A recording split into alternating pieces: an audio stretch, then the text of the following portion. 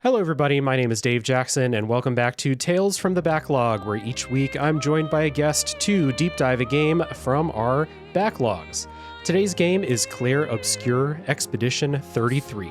But before we get into that, a few quick things. If this is your first time here, you don't need to worry about spoilers, and thank you for stopping by. The spoiler policy is we will not spoil much of the story at all for a while. And then there's going to be a dedicated spoiler section where there's a timestamp down in the show notes. Everything after that's fair game, but until then, you're safe. And if you like the show, please consider supporting any way you can, monetarily on Patreon, telling a friend, leaving a review, like, comment, subscribe on YouTube, all of that fun stuff. Super helpful, and it's much appreciated. Now, for the discussion today, I'm not here by myself. I'm joined by a returning friend of the show. He is a writer, editor, and critic for IGN, and he just graduated from Lumiere Mime College. Welcome back to the show, Michael Higham. Howdy, partner. Hey, it's good to be back, man. We had such a great episode when we did 1,000 Times Resist. How far back? That was last year. Yeah, and we're running it back because this is just like that. This is also a very heavy game. So yeah, there's nowhere else where I'd rather have a spoiler cast on this, because I think one of the things too I really like about being here is that you like to take the time to talk about these things. We're not on a time crunch necessarily. So we're going to get into all of that. I'm really, really hyped up to be here. Yeah, man, it's great to have you back. I had written down that you are turning into the goaty goat because last year you were here for 1,000 Times Resist, a game that just completely blew both of us away. And this time you're here for Clair Obscur, which I'm not going to bury the lead too much. I fucking love this game, and I cannot wait to dive into it. So let's start proper. The game is Clair Obscur Expedition 33. It's an RPG developed by Sandfall Interactive, published by Kepler Interactive for PC, PS5, and Xbox Series in 2025. It was directed by Guillaume Broche, and we will have more credits as we go through the rest of the sections here. We always start with some quick elevator pitches in case someone doesn't know what the game is. Thank you for clicking on a show if you don't know what the game we're talking about is. You're a real one. What is Expedition 33? I say it is a French team catching lightning in a bottle with the JRPG of their dreams. Michael, what would you say? That's pretty good. That's very accurate, and I would say that as well. But I'm not one to make comparisons to other games all the time, but I gotta do it here. Okay, let's go. Okay. The gameplay of Super Mario RPG. The structure of a Lost Odyssey. Ooh. The storytelling of Xenoblade Chronicles 3. Ooh. The stylings of a Persona. Hell yeah. And the overall influence of Final Fantasy X. All packed into one game. You're just running through a list of like my favorite RPGs right there. Yep. And a lot of games I've covered on the show before. Just a little, in case anyone wants other things to go find from the show, I did Lost Odyssey, I did FF10, I did a couple of Persona games. So we're in both of our wheelhouses here. So I played this real quick. I played on PC. It took me 60 hours to beat. I did all of the side content that I could find. How about you? How long did your playthrough take? Oh man, yeah, I saw that you literally did everything, and that's no easy task, man, because that side content is very, very, very tough. Can be to the point where there's some things where I just had to watch, unfortunately. But I did. So I reviewed this game for IGN, right? And I did the main path and some side content as much as I was fulfilled until I was like, you know what, I need to finish this game. I did that in 35 hours. Okay. So, which is kind of surprising for a game of kind of this structure. You know, you go into, I guess nowadays you go into an RPG thinking that you're going to spend your entire month, 2 months playing that game only. But one thing I love about Clair Obscur is that it's straight to the point, and its optional content is very, very good, but it's only there if you want it. Right. So yeah, 35 hours. I did go back and put in an extra 15 hours to do things like some of the super bosses that they had, some of the battle arenas that they have in there, because there are some really interesting things tucked away in there. It's not just for the sake of content. You do actually learn more about the world and its characters through the side content. But I put in total 50 hours with the game before I said, you know what? I'm good. I'm done with it. Yep. I'm not a super boss guy. I'm not a completionist. I don't remember the last like platinum trophy that I got. I didn't get the platinum in this game either. I'm not a collectibles guy either, but I was just super inspired to spend as much time, fighting everything, seeing all the areas and stuff like that. But you're right, like for an RPG like this, and we named some of those, comparisons up there, this is definitely on the shorter side. It's not a Persona game, for example. So I would say 30, 35 hours is pretty good for a playthrough. And then there's a lot of extra shit if you want to dig in. So our histories with Clair Obscur. Now, part of the reason I was getting hyped about it, because I grew progressively more and more excited about the game before it came out. Part of it was some of your preview coverage that you did. So what was it especially that really put this on your radar as something like, hey, I gotta do this? Yeah, man. It's because it was on an Xbox showcase, the first time it was shown off, and completely brand new surprise, new IP, new developers. And as soon as I looked at it, I'm like, they're doing a turn-based RPG. Not just that, but they're doing timing button inputs. Not only that, they're using a photorealistic art style. Not only that, they have Ben Starr in this game. Yeah, right. What? You're checking off all these boxes with your very first trailer. It is such a strong pitch, because the types of people that this would appeal to are the kinds of people who really latch onto this sort of thing. I mean, you and I are perfect examples of that. Oh wow, this is in our wheelhouse. We're going to lock in on this. We're going to follow it throughout its pre-release preview cycle. It's something that really activates a certain type of gamer, I guess. For me, we grew up with JRPGs specifically, and I feel like we've almost been conditioned to think that turn-based RPGs are a thing of the past. They're clearly not. Obviously, with things like Metaphor. Yeah, clearly not. Persona's still going strong. Metaphor, ReFantazio, Game of the Year contender, won Game of the Year at many sites last year. Baldur's Gate 3, Game of the Year. Baldur's Gate 3 has swept the D&D community and anyone who wanted to touch that game who has experience in RPGs, whether or not they have experience in RPGs. So obviously, turn-based games are not dead by any means. In fact, they are evolving. But there is something about the stylings of Clair Obscur and the way it's it's taking all the things that click in our brain, but putting them in a completely different context. So right from the get-go, we're like, oh, this is for people like us. Yeah. It made a strong impression in that trailer for sure. And then I remember watching that trailer and being like, is that Ben Starr's voice? And then sure enough, it was. It was like, oh, Jennifer English is in this game too. And then we find out more and more about the cast. We're like, oh, they brought the heat as far as acting talent. I don't know anything about the studio who's making it. This is me back then, because there's been so much of the development history that's been shared by now. But back then, I didn't know anything about them. I didn't know Kepler was publishing it. Kepler kind of quietly is just publishing tons and tons of great games. It really was just that looks sick, stylish turn-based combat. That's really all I needed. And then everything else was icing on the cake. So easy day one for me to jump into. And then to do our quick, top level thoughts here before we dive in. I've tried to condense thoughts down to a tweet level. I can't. There's too much in the game to just give a quick summary. If I went through, is combat, loved it. Story, loved it. Characters, loved it. Music, incredibly good. We could go down all that stuff. But we do have a whole podcast ahead of us for all of that stuff. I'm just going to say this is by far my favorite game of 2025 so far. It's one of my favorite RPGs I've ever played. And if I were to make a pantheon of all the games that I think should be held up on that level, this is in there. It's in the pantheon for me. It's a wildly good game. There's like 1 or 2 games each year that really grab me like this. Last year, 1,000 Times Resist grabbed me. The Elden Ring DLC grabbed me. Baldur's Gate 3, Elden Ring base game. Like every year, there's like one that I just like can't put down, can't stop thinking about. That's Clair Obscur. That's this game for me. How about you?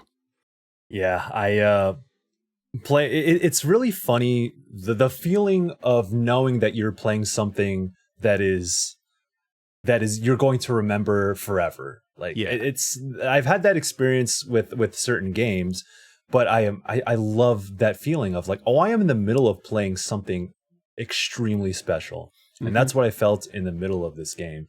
And like to the point of all the inspirations that I had mentioned when I gave the elevator pitch, I think my opening thought would actually be my closing thought, is that after finishing this game, I look at it and like this, and I say at the end of my review, is that this game stands strong alongside its inspirations. And I too hope that it could be an inspiration for those who come after. I was like, hey, I nailed it on my final line in my review. Absolutely, yeah. I worked it in there. But I am serious about saying that, is that there's been a lot of discourse about, turn-based RPGs are back because of Clair Obscur. Like I said, they didn't go away, but they're evolving, and Clair Obscur is part of that evolution. It's playing a role in that. So it's definitely in the conversation. And yeah, this, even from storytelling, music, like they're nailing all these things so well. In the way you expect from the greatest games of all time, the greatest RPGs of all time. It's checking all those boxes, and the fact that it's able to check all those boxes, I mean, in the way they do it, it immediately puts it up there for me. This is a game that I will always remember. I'm trying to find space for it on my top 25 games of all time, but it deserves a spot there for sure. Yep. Well, that was really well said, and I want to give people a chance to listen to some of that music for a second, so we'll take our first music break, we'll come back, and we'll set up the story for Clair Obscur, Expedition 33. Dim dim da da da dim dim da da da dim da di dum. Dim dim da da da dim dim da da da dim da di dum. Dans là-haut sera ravi, les toits à ce noir gris fera. Clair obscur, trouble de rature, trouvera effet. Clair obscur, bordé aux peintures, trouvera sans elle. Expedition 33 was written by Guillaume Broche and Jennifer Svedberg-Yen, and so a lot of stuff in the setup here. I'm going to kind of set it up for people and then we'll dive in.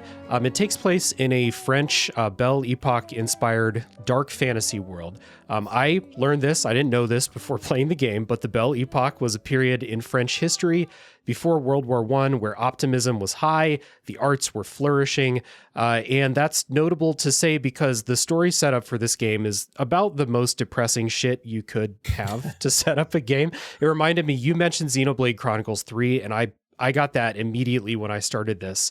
I was like, oh, everyone here is living on a ticking clock. So how it works is 100 years ago, there was a big cataclysm that began this yearly event where this being off in the distance, known as the Paintress, started this big countdown. There's a big monolith and there's a number on the monolith. Every year, the Paintress gets up, the number goes down 1, and everybody who is that old dies instantly. Not just dies, they disappear. So right now, the number's at 34 and it's about to tick down to 33. And in the game, you play as Gustav, who's voiced by Charlie Cox. Gustav is 32, so he has 1 year left, but his ex-girlfriend, Sophie, is 33. So it's about to be her time to go, and this time when everybody disappears is called the gommage. And that's how the game begins. The first half hour to an hour is leading up to this gommage. I don't know about you. So when they put forth this story setup, then you get to spend some time in Lumiere walking around and talking to people about the upcoming Gommage and learning about how people live their life, instantly brought up all these crazy world building, philosophical, moral dilemmas that these people are living under all the time. It was like instantly fascinating to me to learn about the world and then find out how these people live. Yeah. Yeah, absolutely.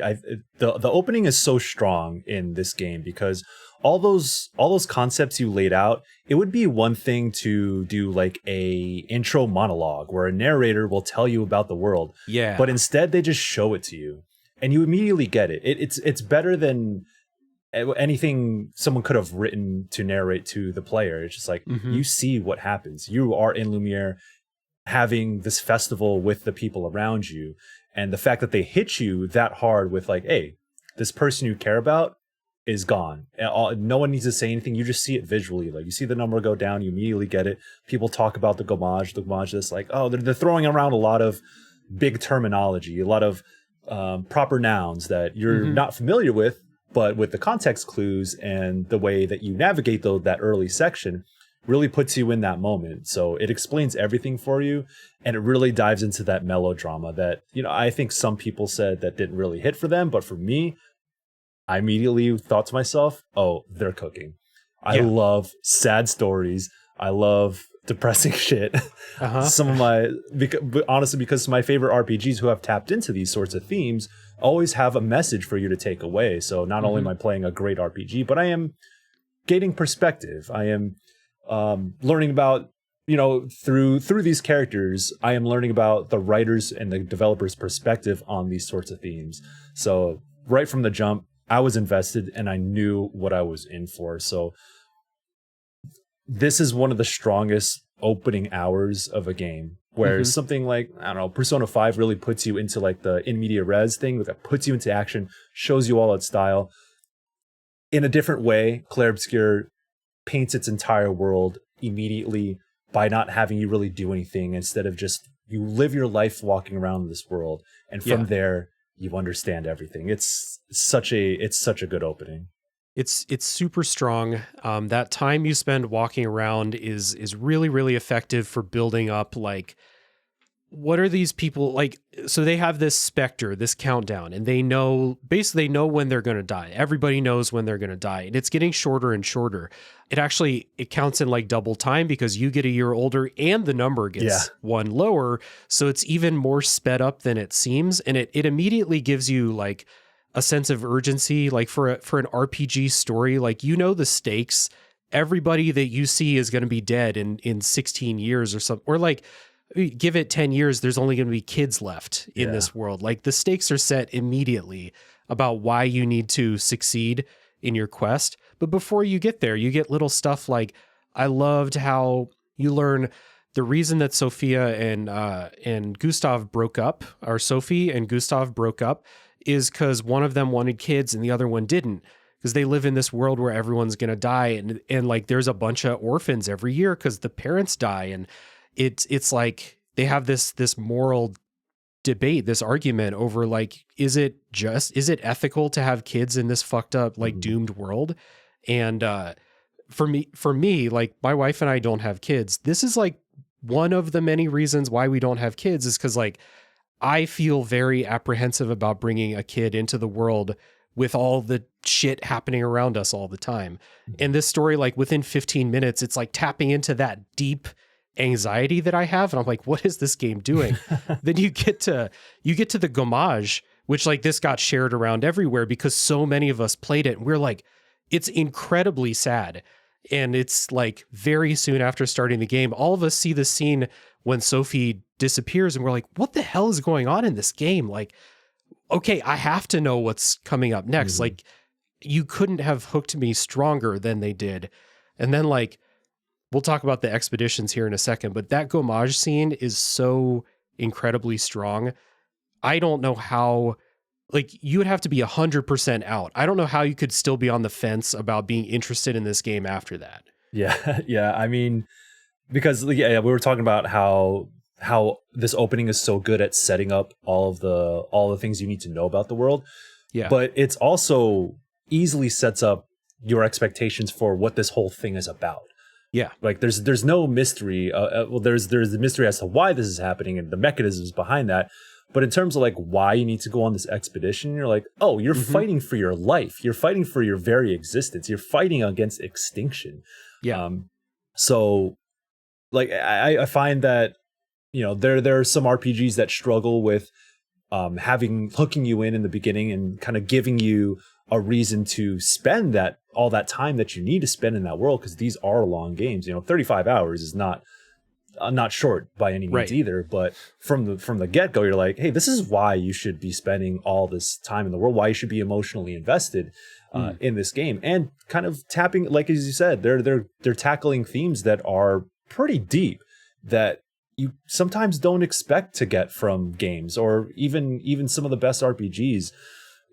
I think with the Xenoblade Chronicles 3 also touches on parenting and what it is to leave behind a legacy and generations. So for this, it's like, yeah, they're talking about like whether or not you should bring children into the world, and all the various complicated factors that feed into our interpersonal relationships when we make those big decisions. But even then there's the idea of how close and connected are you going to be to people, knowing that is the eventual end, and giving it to nihilism or doing something about it is kind of something that you always have to think about too in the context of this world. And even just from an intro, it's already like I already had all these questions, all of these themes going on in my head. As like, I hope this game tackles this. I hope this game talks about this. I hope they explore this a little bit more. And the thing for me is, what do you do with the time that you have left when you know that your end is coming? How do you spend that time? And it's throughout the game, it's such an interesting dynamic where it is sad, it's harrowing, but there's a realisticness, I guess you could say, in the way that characters they handle that, they deal with that, they come to terms with that idea. And you see it in various forms where, at some points Gustav wants to give up, but then Lune is, really pushing him to be like, no, this is our purpose. This is what we're here for. It doesn't matter if we die trying, because what else is there? And so all these different characters give all these different perspectives on a central theme. And it gives me, immediately I was like, there's a clarity of thought in the storytelling in this game. And that is what I love so much about my favorite RPGs. Yeah. You mentioned the theme of how you spend the time that you have left. And for those who come after, the line that Gustav says throughout the game, the way that these characters have mostly chosen to spend, so there's a bunch of these 32-year-olds that make up your party, and they have 1 year left. So a lot of these characters, they choose to spend that final year going on these expeditions. So for those who didn't play, an expedition is a bunch of characters band together once a year. They go to the other continent where the paintress is, and they try to kill the paintress to stop the countdown. And nobody has been successful, and nobody has ever been heard from again after these expeditions. So it's effectively like characters know, they must know it's probably not going to work, but they have to try. And that's a thing that that's a really like JRPG theme to hammer on, is like, we have no choice but to try. We have to try. And so that's what this is about. So all the characters in your expedition are 32. One notable exception to that, a character named Mael, who is voiced by Jennifer English. Mael's much younger. She's a teenager. And she's chosen to go on the expedition, basically forfeiting the second half of her life to go on the expedition here. And I want to talk about the expedition. Before we'll loop back to themes, but I want to talk about them because you mentioned Lune. And to me, a game like this, a party-based RPG, can really live or die on the strength of how good the party is. Like, I can get over a mediocre plot if the party is great and the dynamics are great, and I love being with those characters. I love the plot in Clair Obscur, but the party is like a home run, all-time great party. Gustav, Lune, who's voiced by Kirsty Ryder, CL, who's voiced by Shala Nix, Mael, like I said earlier, And some more characters that you meet later that are more spoilery, we'll save them. But we've got Andy Serkis on the cast. We've got Ben Starr, characters voiced and performed by Maxence Cazorla and Rich Keeble. We'll talk about them in the spoiler section. You meet them later. But the group of characters is like incredibly good in this game. Very likable, very realistic in the way they talk to each other, the way they interact with each other. You mentioned like that dynamic where Gustav is, gets discouraged easier than other characters. And Lune, like, basically, like, talks some sense back, like, doesn't literally smack the sense back into him, but kind of does. Really does with her words. Yeah, with her words. Like that's a famous interaction. We may have seen, clips and stuff of that argument that they have. But those are the things that go a long way toward making this party so good. So You with me here? One of the great parties in RPGs? Yeah, I think so. Because like you said, it's a credit to the performances and not just the writing. Like they're incredibly well written characters. Yeah. But the delivery of that script is what puts it above, is kind of what exceeds my expectations when I was all said and done with the game. Because, it's not to keep bringing up Xenoblade Chronicles 3, but one of my favorite things about that game is with the cutscenes, with the sort of the cutscenes that were made specifically for that game. There's a way that all those characters talk to each other that felt very realistic. Although these feel like honest, real conversations, like human conversations. Yeah. Clair Obscur has that throughout the game. And it feels a lot more real when they have these arguments, when they butt heads, or when they pour their hearts out to each other. When I played the preview, I was blown away. That was the thing that I came away from playing the preview demo like, oh shit. This has the sauce, because sometimes you go into an RPG and I guess, playing a lot of Persona games or, Trails games, like not every conversation in those games are going to have that kind of dynamic because of the way those games are structured with the sort of visual novel style dialogue boxes and the way characters take turns and when they say things. So that's just kind of how those games are designed. And I don't want to say it's a limitation of those games, but that's just their MO. But with Clair Obscur, they had a real opportunity to take advantage of the fact that they don't have to abide by that. And so voice direction is one of the most important things in conveying Clair Obscur's story. And they absolutely nailed it. And you mentioned the early scene that was in the preview demo where Lune and Gustav are at the camp, and he's being a real downer, and she's like smacks some sense into him. But the way they interrupt each other, the way they pause, the way their inflection changes based on what they're saying. And then by the end of that conversation, he was like, yeah, I was wilding. You're right. It feels so real, because I have had those conversations before where I'm getting heated with my friends at a party or something. Right. And then afterwards we take a step back. You're like, my bad. I was wilding. Cause that's what Gustav ends up doing. And in that moment, I'm like, I'm going to love these characters. I already know, I already know. Because if they could keep up that energy, that styling, and that sort of voice direction throughout the rest of the game, I already knew they have a gem on their hands right here, and it does carry out throughout the rest of the game. It does, absolutely. And the characters that you meet later on, everybody is just really, really good. Like you said, testament to not only their talent, but the script, the direction for the actors, and then using that photorealistic style, you have a chance for like facial animations to do a lot for what the characters are conveying. And this is one of the most striking games for me, as far as like a character gives another character a look, and it's like so well done that I see that look, I'm like, oh shit, Lune is pissed right now. Like there's a point we'll talk about in the spoiler section where Lune gives like a super dirty look, and I'm like, oh, that hurts really bad. Yep. And that's just like, I'm not asking, like all games are not going for this style. So not all games are going to be able to deliver this. And it's not a slight on those other games. This game chose to do that, and they fucking nailed it. Like that's one of the things where CL can give like a little smirk, or Mael gets panicked a lot in the game for good reason. And the way that like her eyes look when she's panicked, and the way she like looks around with these subtle little things, it's just so good at conveying who they are. And it goes so far to like, we get to the end of this game, and I got to the point where I could have beaten this game at about 30 hours. And a lot of times I'll get to that point and I'll be like, I got a lot of other games to play. I'm ready to see the end of this story, because I was like very curious how the story would end. But I wanted to spend as much time as I could with these characters because I love them all so much. And I mean, it's all of these parts going into it. But these types of RPGs, the party is super, super important. Can't say enough good things about all the different things, all the different disciplines that went into this final product. Yeah, absolutely. Yeah, it's like you said, it's those subtleties that are striking. And I can recall so many moments in which those subtleties like really mattered. Yeah. So yeah, it's not just like, oh cool, they did that for motion capture. It's like, no, that is an integral part to how you understand the story and how you understand the characters' feelings.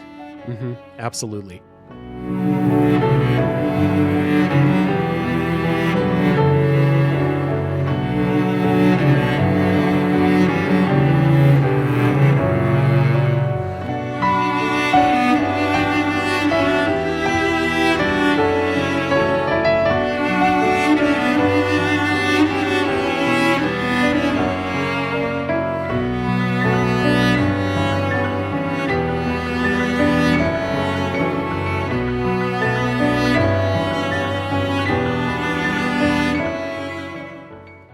Now, we kind of touched on some themes earlier, so I want to loop back to that.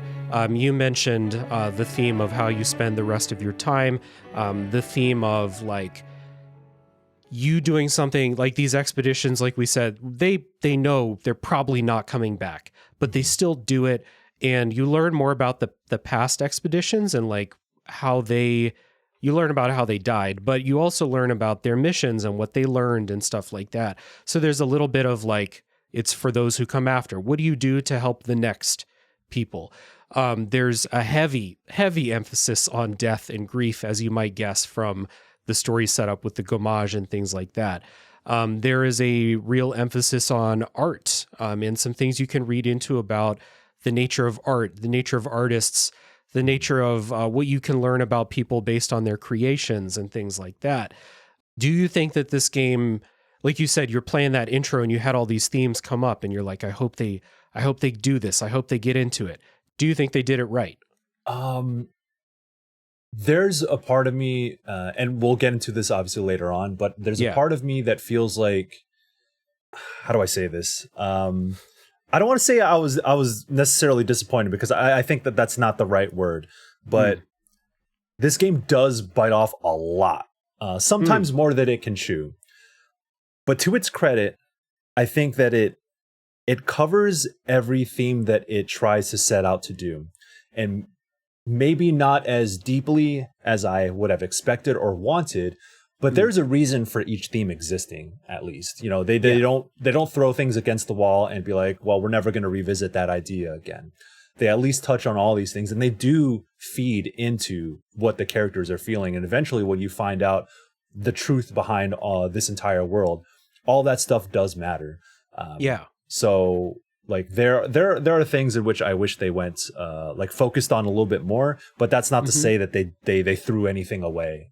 Is what I'll say. That was one of my nitpicks with the game story. Again, I want to emphasize that it is a nitpick and not like I would say a flaw or anything like that, because they make good on these things, or they like I felt like I came away from this game learning a little bit more about myself, or at least looking at my real world differently a little bit. And like, damn, man, I didn't expect to like get emotional this early into the podcast, but like that's the beauty of like my favorite RPG stories is like when I put the controller down and when I turn off the console, like I have a kind of a different view of my outside world. That's a powerful thing, man. And Clair Obscur is now part of that sort of amalgamation of painting my worldview. In the same way Persona did that for me, in the way so many Final Fantasies have done that for me, like especially Final Fantasy 14. Like those are key parts of my worldview today, and Clair Obscur is feeding into that alongside all those other great stories. And the one thing you also mentioned is the idea of what progress looks like. And I had this conversation with one of my good friends, with Eric Van Allen, Axe of the Blood God. Shout out. Because he talked about the things that they were doing for like the charity stream they were doing for Axel Block, I would say raised a lot of money for Trans Lifeline. Yeah. And he was talking about how it's very easy to give into despair or think that you're not helping the world or that, you know, you're not making progress. The world isn't progressing. And he had mentioned that, you know, you're going to wake up the next day and it's going to be the same world as it was yesterday. It's still just as fucked up as it was yesterday. But you know what? You keep going and you keep trying because that's how progress works. Progress isn't, you know, you're not going to flip a switch one day and be like, wow, we solved all our problems. Progress is, it's baby steps, unfortunately, but you have to be part of that solution in some way, whether it is doing charity streams for underprivileged communities, whether it is helping those next to you, voting for politicians and policies that you believe in, and supporting causes that you believe in, even though they feel small, those are important. And I think to bring it back to Clair Obscur is that when you pick up the expedition logs, there's a reason why all these there's a reason why Expedition 33 is able to do what it does. And that's only because of every expedition that has come before it. And that manifests in so many different ways that are subtle in the world building, not just what is said in the logs, but the things that you do in that world have been laid out by previous expeditions. And that is like, it doesn't have to say it outright, but that is them showing you what progress looks like in the real world. Yeah. Absolutely. I was going to mention the previous expeditions because you learn like there's been a couple expeditions that never even tried to kill the paintress. They were just trying to make things easier for the next expedition. And when you find those, it is like, it's legit kind of inspiring because you look out the window and like when I was finishing up this game and reading some of these expedition logs, it was like right when the protests were happening in LA and you see those and you're like, it's right here. Like this, it's here, it's in the game, it's in your real life. So like you see what they're doing in the game. What can I do to help? You know, what can I do to play my part? So some of that stuff is legit inspiring. And it's not something that like, when you think about the story of Expedition 33, one of the things this game does really well is it does big moments really, really well. Like super strong, super impactful, very memorable moments. But there's a lot of that little stuff too along the way, like those expedition logs. How many, you're an RPG guy. How many RPGs do you play where you're like, here's a codex entry, I'm never fucking reading this thing. Like I read a couple in this game and I was like, I got to pay attention to these. These are good. These are legit. These are world building and they play into that theme. It's not just like, here's a fucking encyclopedia entry about what this enemy is, you know? Yeah. I think I think Sandfall made the right choice in like focusing, not giving you a breadth of expedition logs to sort through, but hey, we're going to give you this many and each of them are going to count. Each one of these are going to be bespoke, written and voiced logs that are going to tell you something valuable about that world. I think the only time I ever really engaged with an encyclopedia type codex was with Mass Effect, because I think Mass Effect was such an interesting new world, and there were all those major entries were voiced, and that voice is kind of iconic in the Mass Effect world. But it's really a testament to how well written those codex entries need to be for you to engage with them. But in Expedition 33, when I came across an expedition log, like I was excited. I was legitimately excited to find them.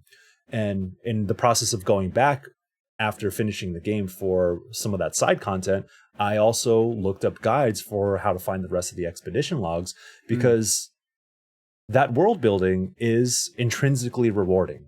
Yeah. Because it's so good. Clair Obscur was so good about giving its world such a vivid history, such a vivid lore and once you have such a strong understanding of the mechanisms of that world, you just want to know more.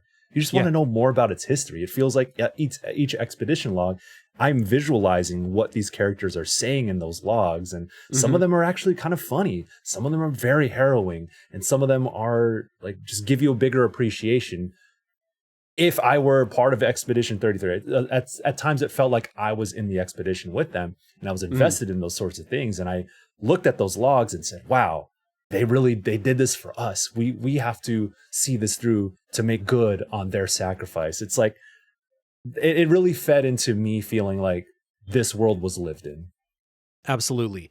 You mentioned something there that I've forgotten to write in the notes. I'm glad you brought it up because this game is very sad often. And when it's not sad, it's just generally like melancholy a lot of the times. But this game has a very strong sense of humor.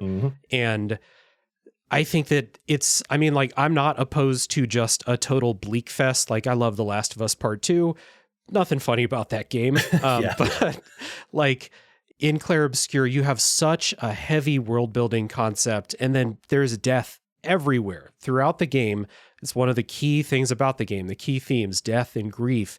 And then you have the goofiest fucking characters you could possibly imagine. Like, you have SKA, who's this sentient wine pouch looking dude who just like talks real slow and wants to give hugs and stuff like that. You have an entire race of characters called the Gestrels they're basically there for comic relief in a lot of cases. You have a party member, Monoko, who is kind of a party relief character. You've probably heard his "what lovely feet" voice line if you're on gaming TikTok or Instagram or something like that. It's a key thing, and it's a hard thing to do, I think. I always think that it's hard for games to be funny in general, but to balance these two tones, because you have this very serious, very sad main concept for the story with the paintress and everybody dying each year and stuff like that.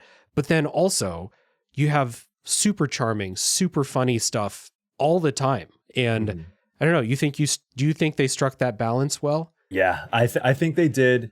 And that is such a hard thing to do, because I've seen a lot of games try to insert comic relief characters because it feels like they have to do that to balance things out. But it's really hard to do it in a way that makes sense. But I'm glad that Clair Obscur did it in the way they did, because that levity is part of the human experience.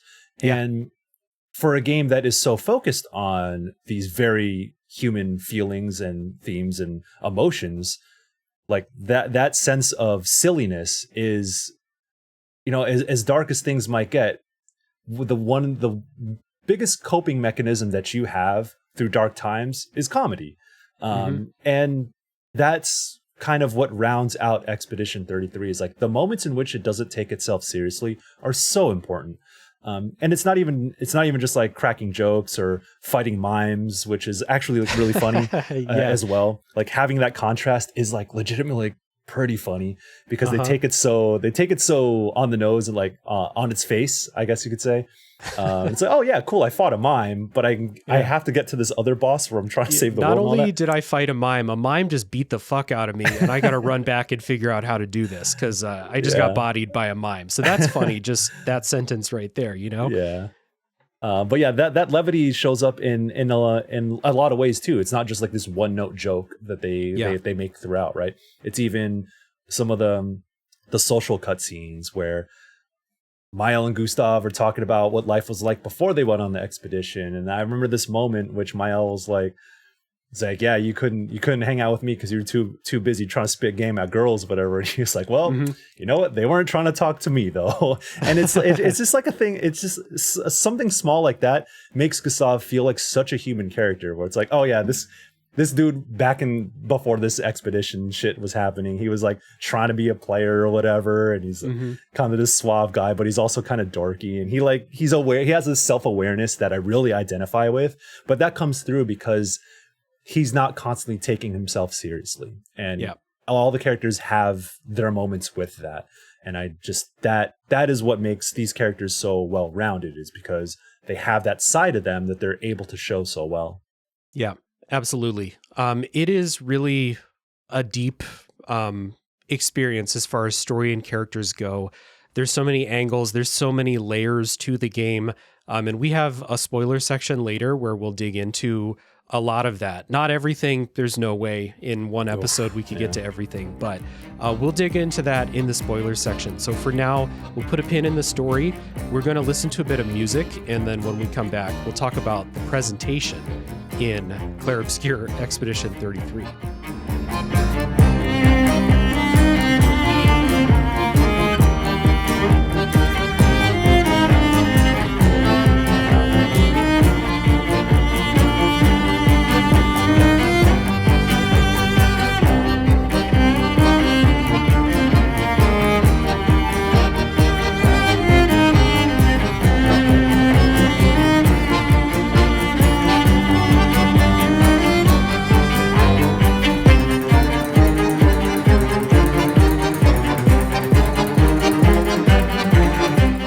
talking about presentation, we've talked about we've touched on music a couple of times, and it's one of those things that like a trailer can show you what the game looks like. A trailer can give you an idea of the story. A trailer can give you an idea of the battle system.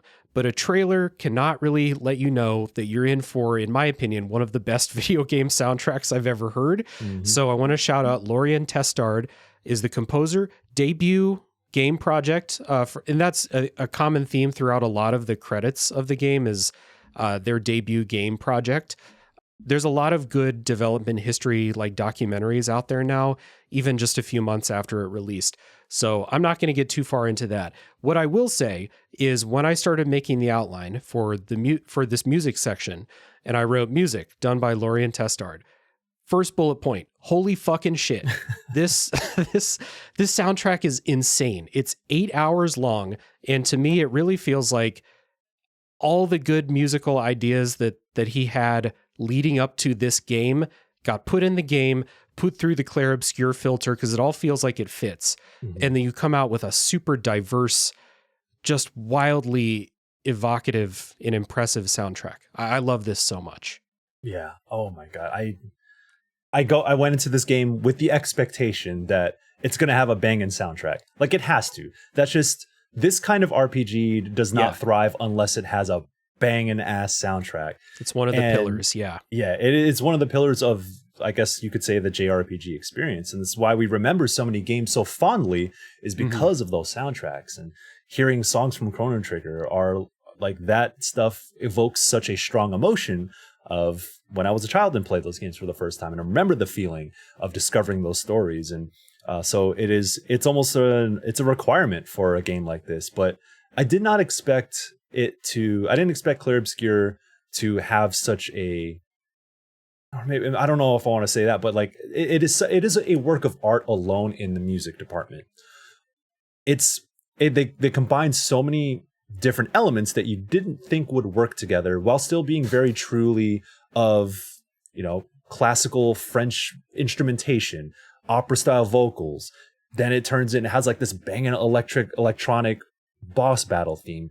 And then it has just like there's some moments where it brings in metal style guitars and like combines all these different elements. Sometimes there's a ambient ethereal soundtrack that plays in the background. And everywhere you go, it seems like everywhere you go in this game, in terms of like the region or the dungeons, you get a new battle theme every time. I say in my review, they put in that there's too much good music in this game.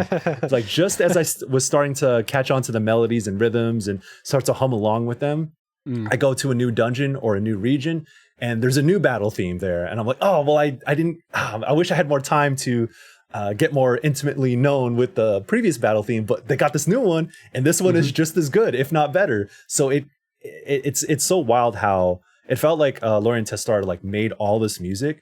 And then it was like, oh shit, how do we fit it into this whole game? Because we want to have all of this music.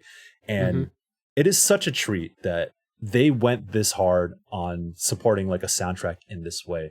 It all works really well. It's all like, even though they tackle all these different genres, it all, like you said, it has this unmistakable sensibility, this unmistakable sound that I can't separate from this game. Early on I was thinking like, oh, it seems like they're drawing some influences from like Keiichi Okabe, who worked on Nier Automata, Nier Replicant. Right. Yep. There's elements of that, but it quickly becomes its own thing. And then I could hear melodies that the style of melody I would hear in another kind of artist's work, but then it becomes its own thing. And then by the time you get to the end of this game, like, I think they just like topped some of the best soundtracks that have ever been made for games.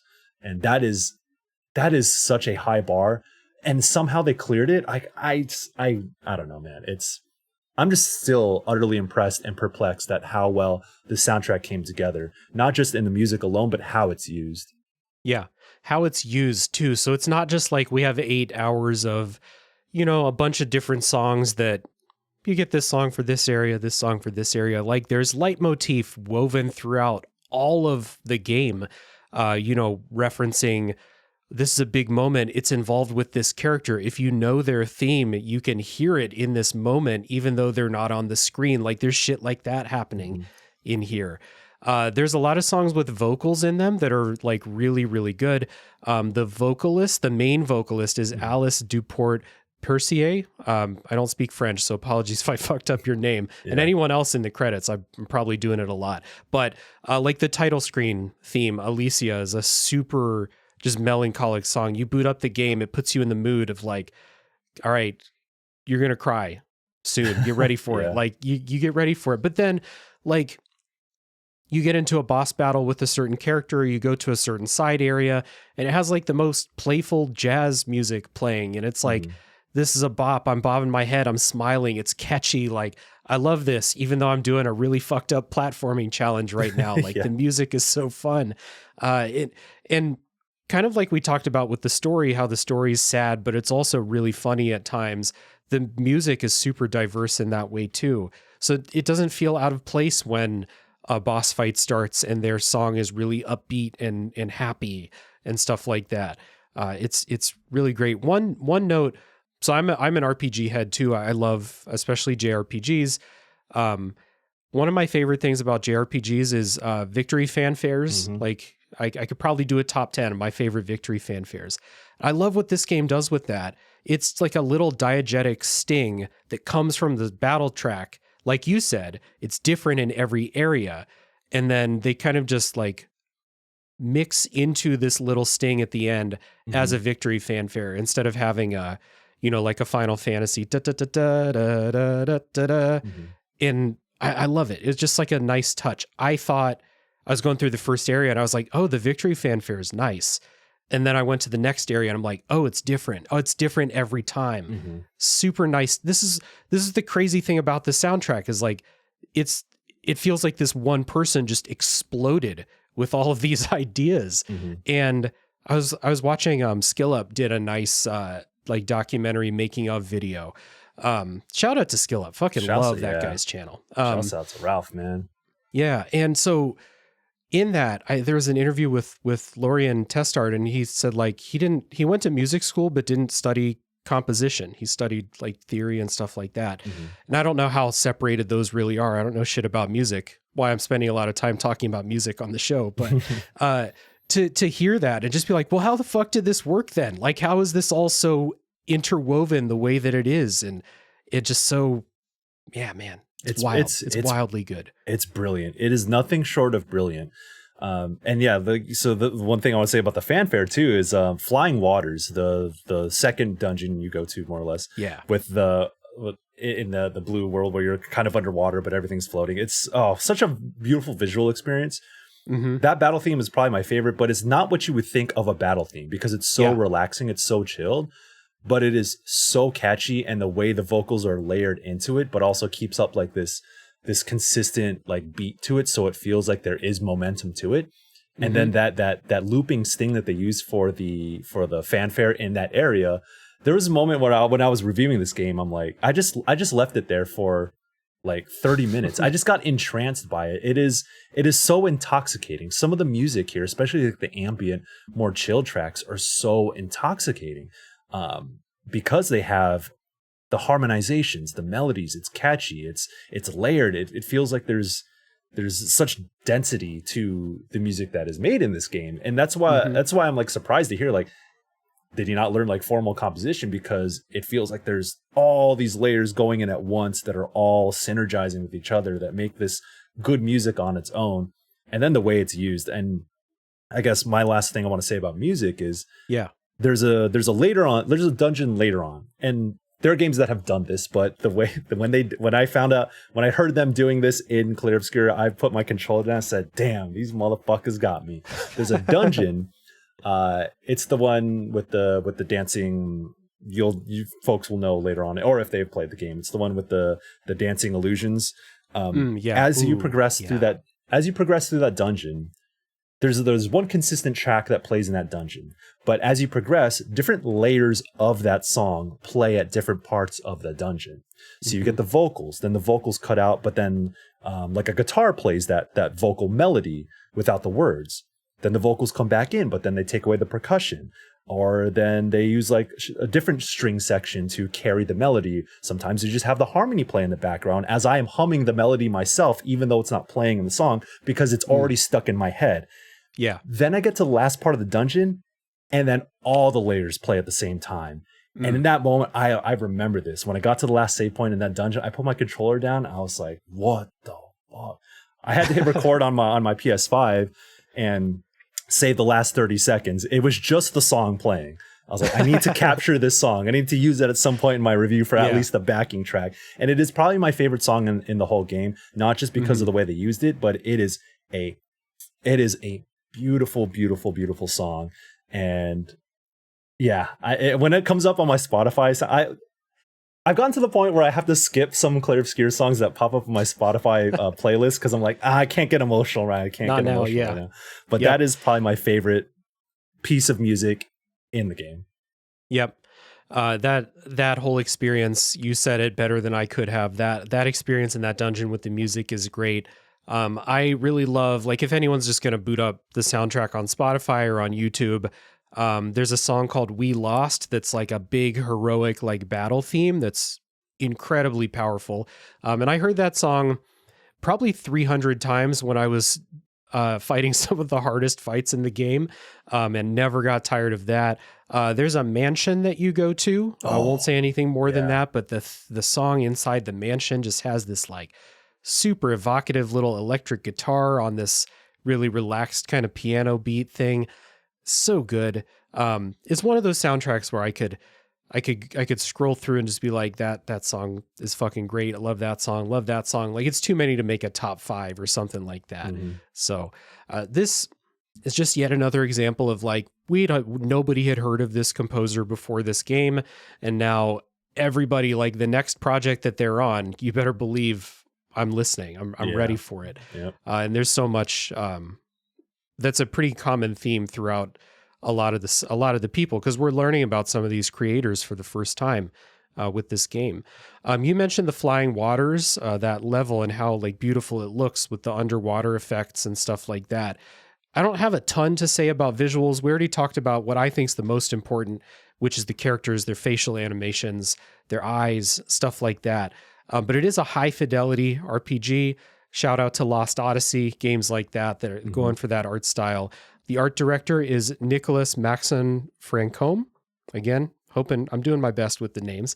The thing about hyper realistic visuals to me is number one, if you shoot that shot, you better make it with like the way people look. You can't get into Uncanny Valley and stuff like that. I think they did well enough with that.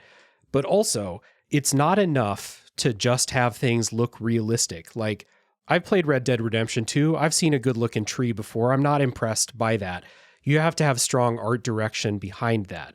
And this game is magical. Every area you go to, like the flying waters, that level blew us all away the first time we walked in, and we're like looking around like, oh wow, look at this place. But they really keep that up for most of the game, if not all of it, with just very strong like ideas for cool environmental designs, color schemes, and stuff like that. There's entire side areas in this game that have nothing of real value in them.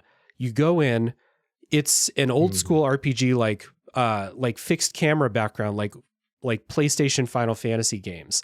And it's there because it looks incredible and they have a song for it, and there's a collectible in them. So like you go in, you pick up the collectibles, but like those are just there to flex how strong the art is in the game, because there's no gameplay purpose for those areas. Like, so that's the thing to me, is some series do really well with super high realistic visuals.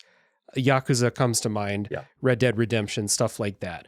But in a fantasy game like this, I kind of want some extra, and this game has all the extra shit that like takes it up to, you go into a new area and you're like, wow, look at the color scheme. Look at how beautiful this place is. So nothing but good things to say there too. Yeah. Yeah. The thing that I say about the visual style also is that, yes, it's a beautiful looking game and you could see how ethereal and fantastical this world is, but I like that they kept up the classic RPG sense of scale. And this is one of the many ways this game is pays homage and understands what it is about classic RPGs that we love so much. It's not just like, oh, we have an overworld that, you know, from classic RPGs. Oh, that's cool. And I like the contrast in scale. Like, I still feel like it's a big world, even though I am navigating as like a big pixel art character on top of like this small world, like a old school Final Fantasy. Like, oh, they did that, but in a photorealistic way. I was like, okay, that's really clever. And that was really well executed. But also the way you get that sense of scale in boss battles too. Oh yeah. Yeah. Like, it still evokes that feeling of being a little pixel art character against this huge, intimidating boss, right? They have that visual language in this game, especially with some of the super bosses. The way they're able to have that make sense in the context of its world, where it's like, I'm these three human characters fighting in a battle against this larger than life monster, but it kind of still makes sense how I'm able to damage them and how that is represented in the combat arena that I am playing in. I think that's it's so smart, and the way they were able to pull that off, and you know, you still get that incredible visual sensibility whilst it still making sense in the world. It's just, I don't know, it's little things like that are so like, that's an artistic vision, art direction, where it's like, hey, this is what we want to do with it. How do we make that work? And that's how they made it work. It's Absolutely, yeah. Definitely reminiscent of like how old Final Fantasy games would have the boss be much, much bigger than your characters, just to show this is a powerful thing you're coming up against. Even if it's another person, they're really big. Octopath Traveler does that too in an effective way. This game does it too, just in that photorealistic style. So suffice to say, like, visuals and animation and stuff are important in the gameplay side of things too. So I think it's time for us to finally talk about what it's like to play Expedition 33 after this music break.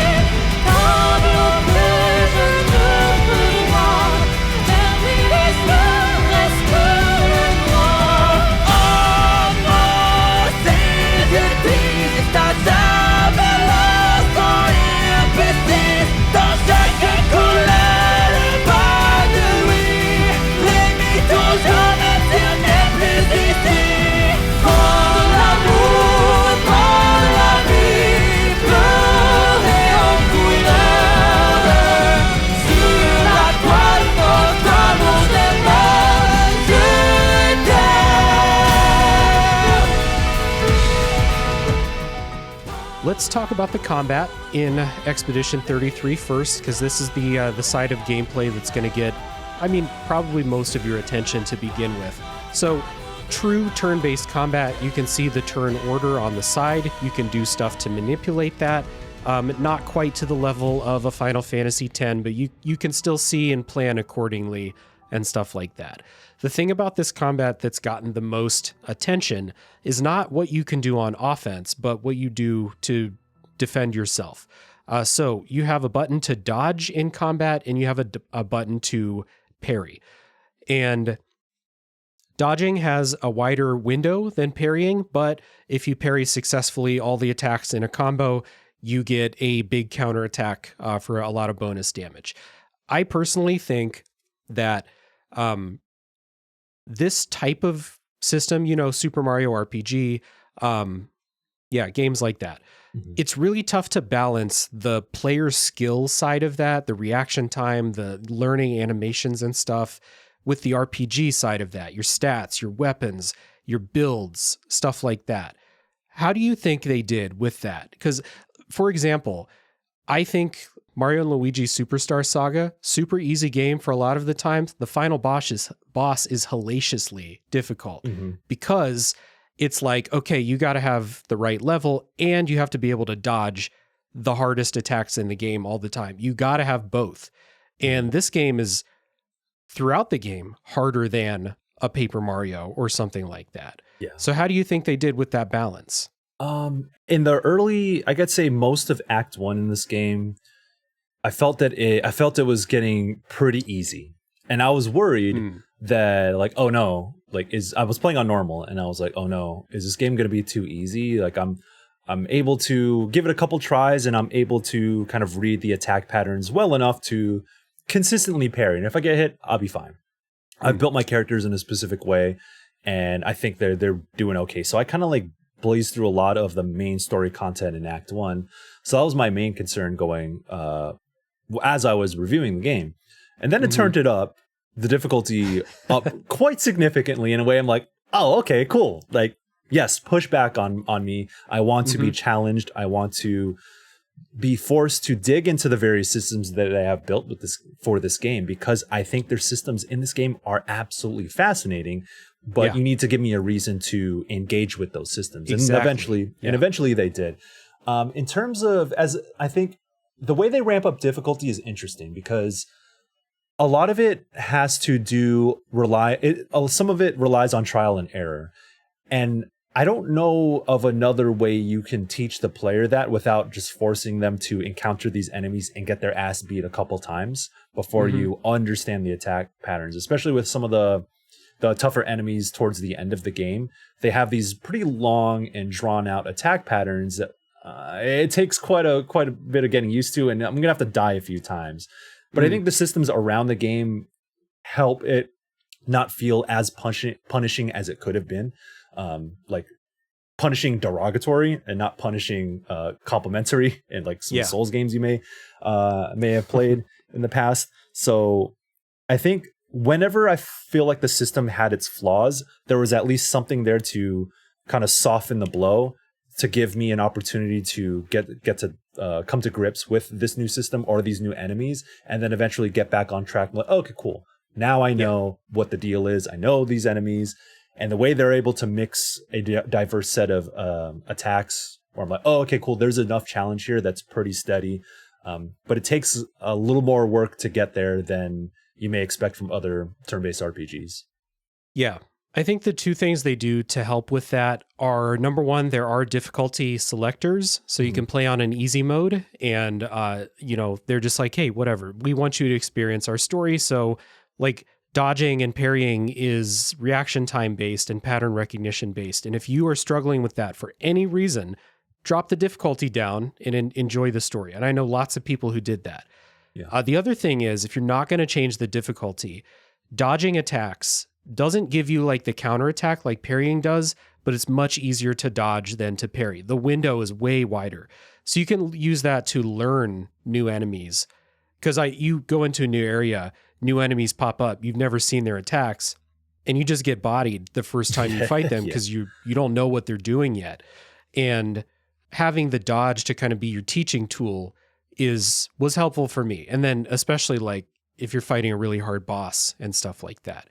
You mentioned Souls, and there's a big Souls influence on the gameplay side of things here in this game. And so I'm a big Souls fan. I played all of them, some of them multiple times. One of the things that I've noticed as that series has gone along is that the difficulty in those games is so much higher than it was in Dark Souls 1, Demon Souls. And it feels like some of the stuff they make is tailored toward that, that get good, I want to fight the boss 200 times type crowd. Whereas like I'm over here, like I actually don't want to fight any bosses. I want to see them and then I want to move on. That's kind of how I feel. I was wondering, how is this game going to approach that? Like, are they going to tune the game toward the challenge people? Are they going to, because someone involved, it might have even been Guillaume, the director. It's like a huge Sekiro head. So it's like, he going to tune the game for himself? Because that would be a nightmare. Once I learned that, I was like, oh shit, this is going to get insane.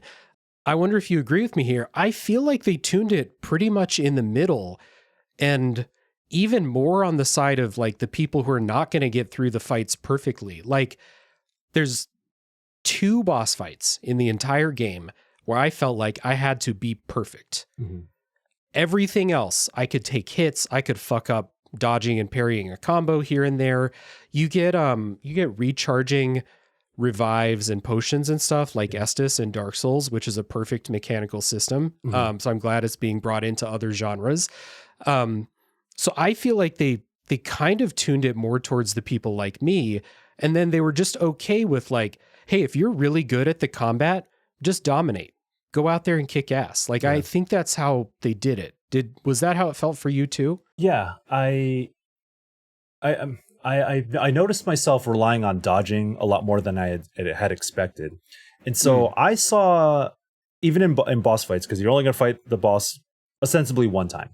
Yeah, I found dodging to be cool as training wheels. So where like I'm going to see these attacks multiple times, and I'm going to get a read on the animation. I'm going to hear that subtle audio cue.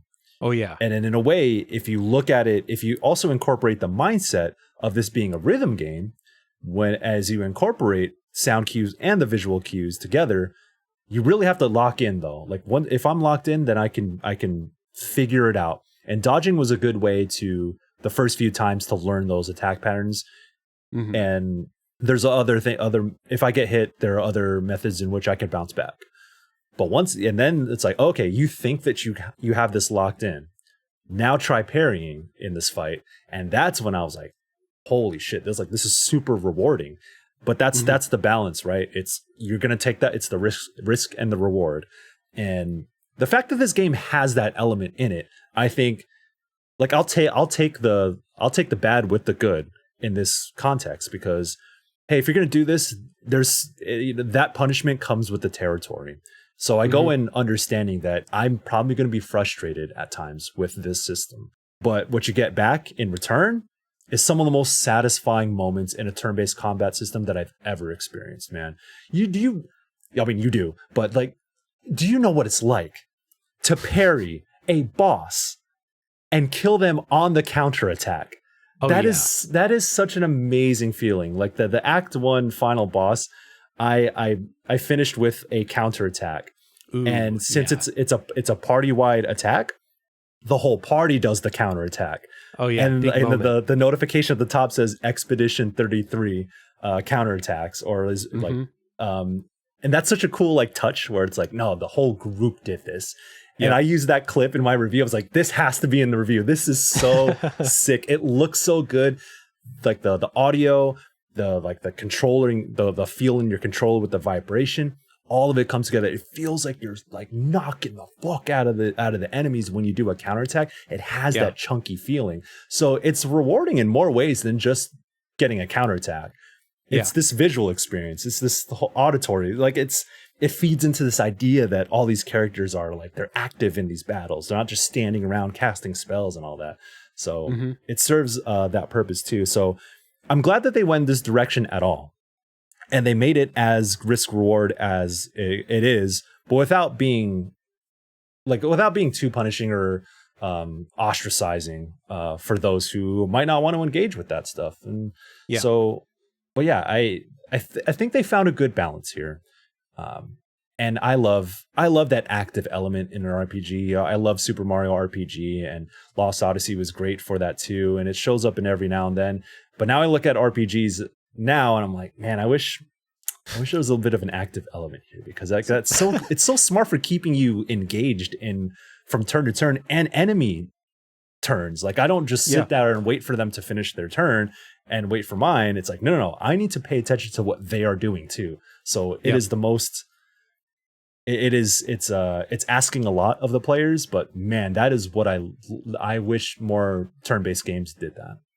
Yeah, it's asking a lot of you and then giving you lots of ways to deal with what they're asking of you, whether it's changing the difficulty, whether it's dodging, whether it's kind of speccing so that you can like automatically revive. There's like, things you can put on your character to auto revive them if they die, give yourself a little bit of breathing room, stuff like that.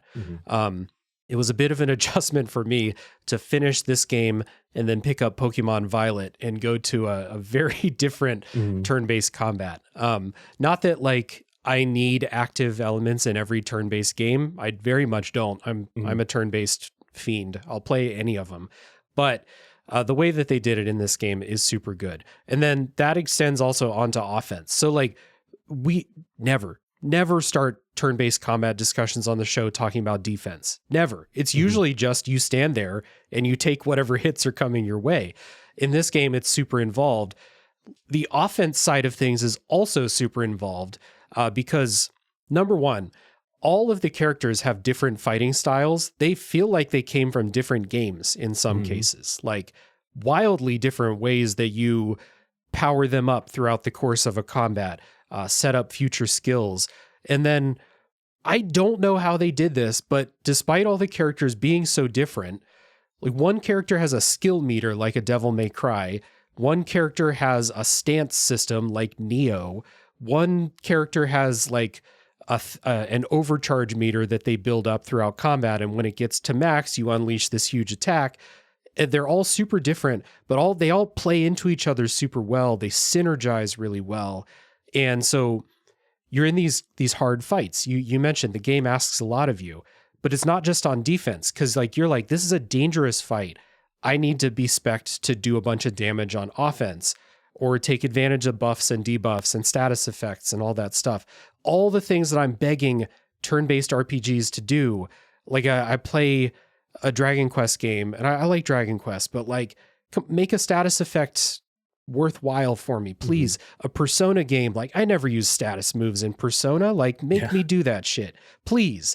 And Clair Obscur makes you really engage with all levels of the combat. Yeah. Like, not even talking about builds and stuff like that yet, but just like when you're in the battle, the decision making. That's what I want from turn-based. From that's I was thinking about this. Like when we say games have good gameplay, I think that's what it really boils down to, is you're making interesting decisions, whether it's turn-based or action or some other type of thing. And a turn-based system, in order to make it into like the upper levels of my favorites, it has to engage me every turn. Baldur's Gate 3, Darkest Dungeon, Final Fantasy X, those systems, every turn, it matters what I do. And Clair Obscur not like clears that bar by a lot, in my opinion. Yeah, your turns are consequential.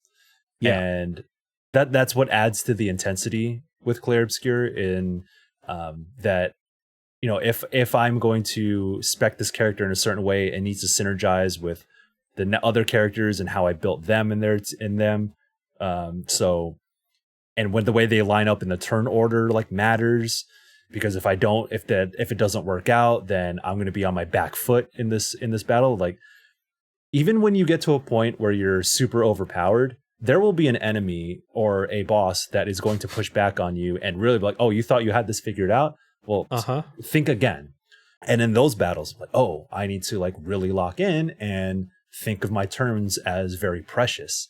So, that's a testament to the systems that they have built in this game. I don't know if they just happen to luck into it. I don't think I would say that about them. They probably like was on the drawing board, like all these different webs and connections. Dude, it's way too complex for this to just be a lucky result. Yeah. There's too much happening here. Yeah. And to your point about all the characters like feeling like they play differently, they're essentially completely different jobs or classes in their own right. And that's that's part of the character's identity. So not only is it kind of a character building experience, but it is also mechanically very interesting.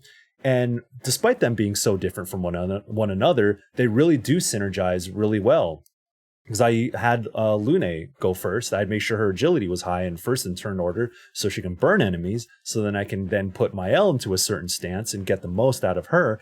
And then I would have CL, you know, set up her cards and her different phases on different enemies. So then I'm shuffling a lot of different things in a deck. And then when it all comes together, it's like I made that happen.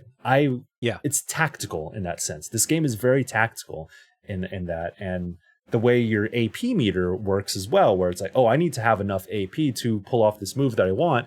And then there are factors that feed into how much AP that you build. Can you parry? Can you dodge? Are you going to have a status effect that takes away your AP? Like all these factors, just when you think you have this game figured out, they throw in something new that makes you rethink how to do that. And there's one of the other later dungeons too that really emphasizes status effects. It really made this turn-based system shine, because then I didn't want to reload and then try to get, you know, the perfect dodges on every enemy attack. I was like, no, I'm going to take the time to try to get myself out of this mess. Mm-hmm. And it was really fun because I had to like think of each turn. I had to set things up in a certain way. I had to think turns ahead. So like, oh, if I really want Mael to do her 9 AP move and just like, I know I can kill the boss in one hit if I line up this attack, but I need to line up that attack. And the work I put in to get to that point and finally pull it off and do the huge damage numbers, I was like, I'm a tactical genius. But that doesn't happen if the systems and mechanics don't all meld with each other. And there's so many variables that feed into that. And the fact that they all worked together is just, it speaks volumes to how smart and how dynamic this combat system is. Yeah. Later in the game, like I would say I made it probably halfway or 2/3 of the way through the game, just speccing all the characters to do as much damage as they can, kind of individually, but also with a little bit of synergy. Like you said, Lune burns an enemy so Mael can get into her high damage stance, stuff like that. And then if you want to beat the challenge, optional stuff, because there's so much optional content, so many optional bosses in the game. If you want to fight them, you either have to parry perfectly until you can just out damage them, or dodge perfectly, I guess, if you want the battle to last a lot longer. Yeah. Or come back when you're level appropriate, but also you have to really dig into the character customization systems, the Pictos and Luminas, and really build up your characters, sometimes for like very specific situations where like, I remember a fight late in the game where it was like, this thing kills me in one hit, so defense doesn't matter. I'm not specking for, specking for speed and offense. And there's so many different ways that you can like build into that with all of these little items that you can equip on your characters called Luminas. And just, it has all the aspects of an engaging turn-based system, plus the active aspect of learning the enemies and responding to what they're doing. So I like RPGs despite a combat system where I hit attack, attack, attack, attack, attack in every combat. I like games despite that. I did an episode on Persona 4 Golden somewhat recently, and I got bored of the combat in that game. It was too samey. But I liked that game a lot. Like I can get past things like that. But Clair Obscur, consistently engaging from front, and then like toward the end when I'm doing the hard stuff, I'm like cooking up, how do I build a nuclear weapon out of this character? Like I'm cooking shit up with those Luminas in a way that a lot of RPGs, I don't fight the Emerald and Ruby weapon in Final Fantasy VII. I'll just skip that. I don't like the combat enough to go do that stuff. But in Clair Obscur, I'm there. I need it. I need to overcome this with all this stuff in my toolkit. And that's, it sounds like a basic ask, but it ends up being the thing that elevates the best turn-based systems to that status where, like you said, every decision you make in combat is consequential in most of the combats, even the basic enemies. Like they're not super hard, but you can't just, the characters have guns or ranged attacks and you can free aim and shoot weaknesses. You can do that to set up some wild shit too if you spec for it. But you can't just like go into a combat and just, I'll just shoot everything. It'll be fine. Like you're never able to just turn your brain off in combat. And there's a place for turning your brain off in certain kinds of games. Clair Obscur is very much not that game. Yeah. And then, man, they hit it so well. Like I couldn't have been more satisfied with the combat system here. Yeah. I mean, just super good. Yeah. Like going into this, I thought the bar was high already because they're doing active elements. They're giving me timing based inputs. This has to be good. This is probably going to be good, but can it be like great? And then it's like, no, we're not great. We're an all-time great.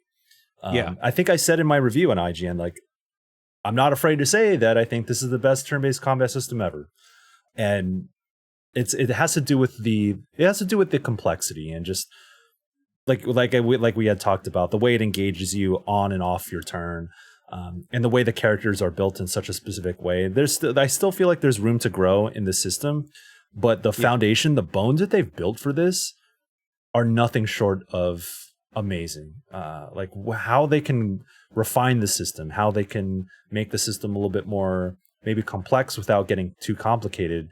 I think that they have a lot of room to become even better. And I think also I really like the Lumina and Picto system. I think it's a really smart system, but the way you have to navigate that stuff is maybe a little too complicated for its own good. But took a while for me to understand what the menus were doing and stuff like that. Yeah. But the idea is there. I think that's the important part, is that the idea is there, because the way you spec your characters with the different Pictos is like, you got to a point where you have 50, 60, 70 Pictos to sort through, and then you're like, damn, well, how do I even make sense of all of this? But then once you start to understand like how you can group certain Pictos together, attach them as Lumina, and affect your different stats with the different Pictos, it's a really complex system. But especially for you who got deep into the super bosses and where you had to really, really invest and really think hard about how you did those builds. Yeah. That is one of the most impressive parts, because they made that stuff matter. And when you were able to figure it out, you were rewarded in kind. It's not like, at a certain point you feel like you broke the game, whatever. Like, oh yeah, you think you broke the game? Well, bet you were supposed to break the game. And now how about this challenge? And it feels like they knew what you were thinking before you were thinking it, when it comes to how you progress, how you get better at this game, how you build your party as you go through that stuff. So it's a tricky balance too, because through the main story, I think the main story is just difficult enough when you play on normal. It's like, ooh, some of those boss fights are really tough, but give it a few tries and bam, I was able to pull it off without having to invest too much thought into building my party. I still had to, don't get me wrong, you still have to like take things into consideration, make sure everything makes sense. But I didn't have to grind. I didn't have to bang my head against the wall for hours to figure something out. So difficulty with something like this is it is a hard thing, I imagine, to balance. But the complexity, not just the difficulty, but also building enough complexity to keep you engaged. I don't know, man. They cooked on this one, man. They cooked. Yeah, absolutely. Yeah. I think this is a good time to move into our wrap ups for the non-spoiler section and get into the spoilers coming soon-ish, because we'll pick up some of the conversation about just how much it demanded of me. I got to talk about some of that optional shit. So let's take another music break. We'll come back. We'll do our wrap ups. We'll do our housekeeping, and then spoilers will be coming soon.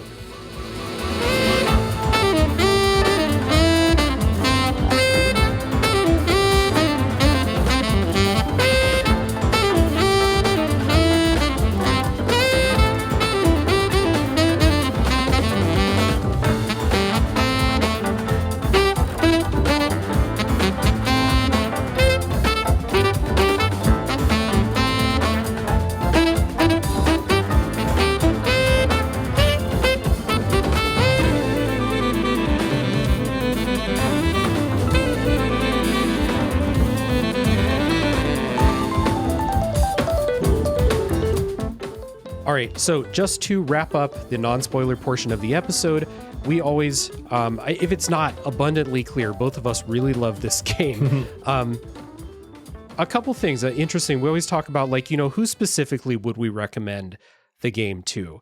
I think it's fair to say that if you love the games that this game was inspired by, the Final Fantasy, the Lost Odyssey, maybe a Legend of Dragoon, Personas, especially with that flashy animation, the flair to everything, I think that this is a no-brainer to you. But there are people out there who are like, I don't normally like turn-based RPGs.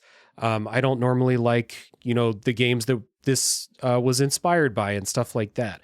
So do you think that this game is enough to break through and connect with those people? Or maybe have you kind of encountered those people out in the wild? Yeah. There are a few games that break containment, quote unquote. Yeah. And when I say break containment, it's like people who I don't even think pay attention to video games know about this. Elden Ring broke containment. My friends back home who they play Call of Duty, I play Call of Duty with them before, we play Madden. They're those kind of gamers. I went back home to visit them and they are deep in Elden Ring more than I was. So that's kind of when I think of a game breaking containment. It's like, it has mass appeal. Yeah. I don't think Clair Obscur is necessarily on that level, but it is closer than most games in that in that sphere, where people who don't even think about playing RPGs, they hear about this thing that everyone's talking about, give it a try, and it's they don't even think of it like, oh, I'm playing a turn-based RPG. It's like, I'm just playing a video game that's super interesting. Yeah. Clair Obscur has tapped into that in a way where like people who aren't fans of the genre, quote unquote, are giving this a try and finding something that they like about it. It might not even be the combat system that they're into, or it might be like, oh, I remember playing like a Souls game and it has some of that element in it. Or they look at it and be like, oh, I remember playing Final Fantasies from years and years ago. I thought they didn't make games like that anymore, but this is like, this game contains multitudes. And I feel like there's something that is going to appeal to somebody in a way that a lot of games in our spheres might not. And also because of the appeal of everyone talking about it. So it's just a smart game from a lot of angles that, it's going to appeal, or it has already appealed to a lot of people who you wouldn't think of, being an RPG sicko like us. Yeah. Yeah, I think that it does. I think it breaks through to some of those people who would not normally play, quote, a game like this and stuff like that. And I'm just happy that, this game has been the source of a lot of like points of discourse and stuff like that. But I'm just happy to have, gone through the discourse about it's, quote, saving turn-based combat and stuff like that. And then digging into the game for myself and just being like, it's not just, surface level shit. It's not it is a convenient thing for people to push their narratives, whatever it is. But it's because the game contains multitudes to the level where like, whatever it is, whatever point you're trying to make, you can probably use Clair Obscur to back up your point because it contains so much. And then when you dig into the game, it's so good that like, that's why we haven't talked about most of the quote, the narratives, the discourse until an hour and a half into the show, because the game is so good on its own that I don't need to talk about most of that stuff because it's just so good. The one thing I do want to say, which has come from those making ofs, like we said, Skill Ups and Sandfall did a bunch of their own videos and stuff like that. The one thing that is very cool to me is how relatively inexperienced the team was. There's a bunch of people working on their first game. There's a bunch of people who like, they're making the first game like this that they've ever made, et cetera, et cetera. And especially one of the writers and then Lorien Testar, the composer, were people who no one had ever heard of. Some of them, like I think Jennifer Svedberg Yen said that they had never published anything. They'd just written for fun before this. Yep. And so a lot of people have taken this to be like, oh, this is what we can use to save AAA gaming. And it's like, no, that's not the point. The point is there are so many more people like this out there who just haven't had the opportunity to show what they can do. That's the big takeaway for me. And so I'm super happy for everyone on the team, and especially those people who finally got a chance to share their creations with people and to have it connect with so many people like this. It's beautiful to hear. I could not be happier that some of these people got their chance to shine like this. Yeah, that's such a good point, because the discourse, quote unquote discourse, if you live in online spaces, especially in gaming, conversations are going to blow up in ways that you can't control, but people start to run away with certain meta narratives about the way games are made or what the statement this game is trying to make, whatever. And I think that's such a good takeaway, is that I hope it can influence the way studios are constructed for the better, right? I do hope that can be the case, but I'm not saying that this is going to be a blueprint that's going to work for everybody, because it's not. But instead looking at it as, hey, take chances on juniors, on people who haven't had their shot, who have the spark, who have the sauce, but maybe they're just waiting for their opportunity. I think it's a credit to the higher ups at Sandfall that they were able to recognize, like, oh, you have talent, you just haven't had the chance. Right. This might be your, like, we're gonna take a chance on you. And I wish there was more of that.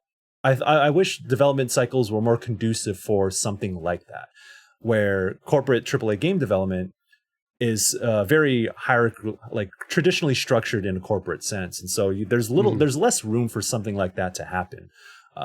But one of the advantages they have with a team like Sandfall, that their ability to be flexible, is having something like that where they can have someone who's never published anything, someone who hasn't, someone off SoundCloud who's extremely talented, who's made a ton of his own music. It's like, what if we had him do this though? Like, that would be crazy, huh? So I think that's a better takeaway from this, is that, support talented folks who just need a chance. In games media, there's a lot of my favorite writers, a lot of my favorite reporters, on-camera talents. They came up through smaller sites, through their own writing, but they were scouted. Someone noticed them. Someone read their stuff and said, "Hey, you can write for the biggest sites. You just haven't had the chance yet. So why don't I bring you on, and then you can flourish?" And then you know what? They become some of the best writers the space has ever seen. So yeah, it's a testament to that. Exactly. There's so much more like high level shit out there than just what you're currently seeing. It just a lot of people, all it takes is just that chance. So that is the takeaway that I choose to take from all the things we heard about the development of the game. So really good game here, and we have a great spoiler section ahead of us. But real quick, I do want to do our housekeeping, and it always starts with the guests talking about the stuff that they do. So as I said at the top of the show, Michael, you do a lot of stuff for IGN. You write reviews. You're on camera. You do a lot of you still doing tech reviews over there and stuff like that. Yep. So a lot of stuff that you're up to. Tell the people about it and where they can find you. Yeah, you can find me and all my bullshit at Blue Sky at BRAZYAZN.bsky.social if you want to keep up with the happenings in my world, or on Instagram at Higham Michael. But in terms of work, I'm with IGN. I run the tech reviews section. We've been doing a lot of Switch 2 coverage. So if you're trying to keep up with like which accessories are worth investing in, we have a bunch of reviews there and buying guides and the typical PC hardware stuff. So that's kind of my bread and butter. I'm also on Podcast Unlocked every week, where we cover all things happening in the world of Xbox. That goes up on Thursdays every week. So I have that, and I'm hopping around every now and then. IGN Live has already passed, SGF has already passed, but I was helping produce a lot of the segments that we had there, and being on stage, doing some live hosting, checking things out, like the Xbox Ally X, which I got hands-on with during SGF. So a lot of different things out there, So I'm very busy. I'm a very busy person. But I love hopping on podcasts such as this and chilling with the homies. I'm on Giant Bomb sometimes. Sometimes you see me on Kind of Funny, because I think of all the things that I do, my favorite thing is collaborating with some of my favorite people. So, and if you want to see where I'm at, who I'm collaborating with, definitely chill with me on Blue Sky. Yeah, there we go. Well, you do a lot of good work, and I appreciate you taking the time to come and chat about this with me.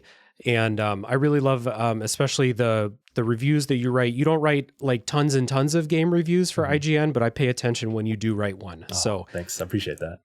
Yeah. So is this, I saw you did the review and I was like, we'll see if we'll get you on the show for this one. So you wrote the Clair Obscur review. You still have that pinned 1000 Times Resist review, which like if you played that game and you want to read a review, go read that. Oh, thanks. If you haven't played it yet, what the fuck are you doing? Go play 1000 Times Resist. Yes. But yeah, so a lot of good stuff. I'll put links down in the show notes so people can easily find you. Cool. And I did my plugs at the top, but the one that I didn't say is if you've enjoyed the conversation continues in my Discord server. We'd love to have you. It's a great community of people. And especially when there are games that a lot of us are playing, we make special channels where we all talk about it as we play. The Expedition 33 channel was wild for a while, people trying to figure out what was going on, talking about the ending, which we're about to do soon. So consider joining Discord if you want a friendly online community to hang out in. So with that being said, we're going to take a break. When we come back, it's going to be full spoiler time for Clair Obscur Expedition 33.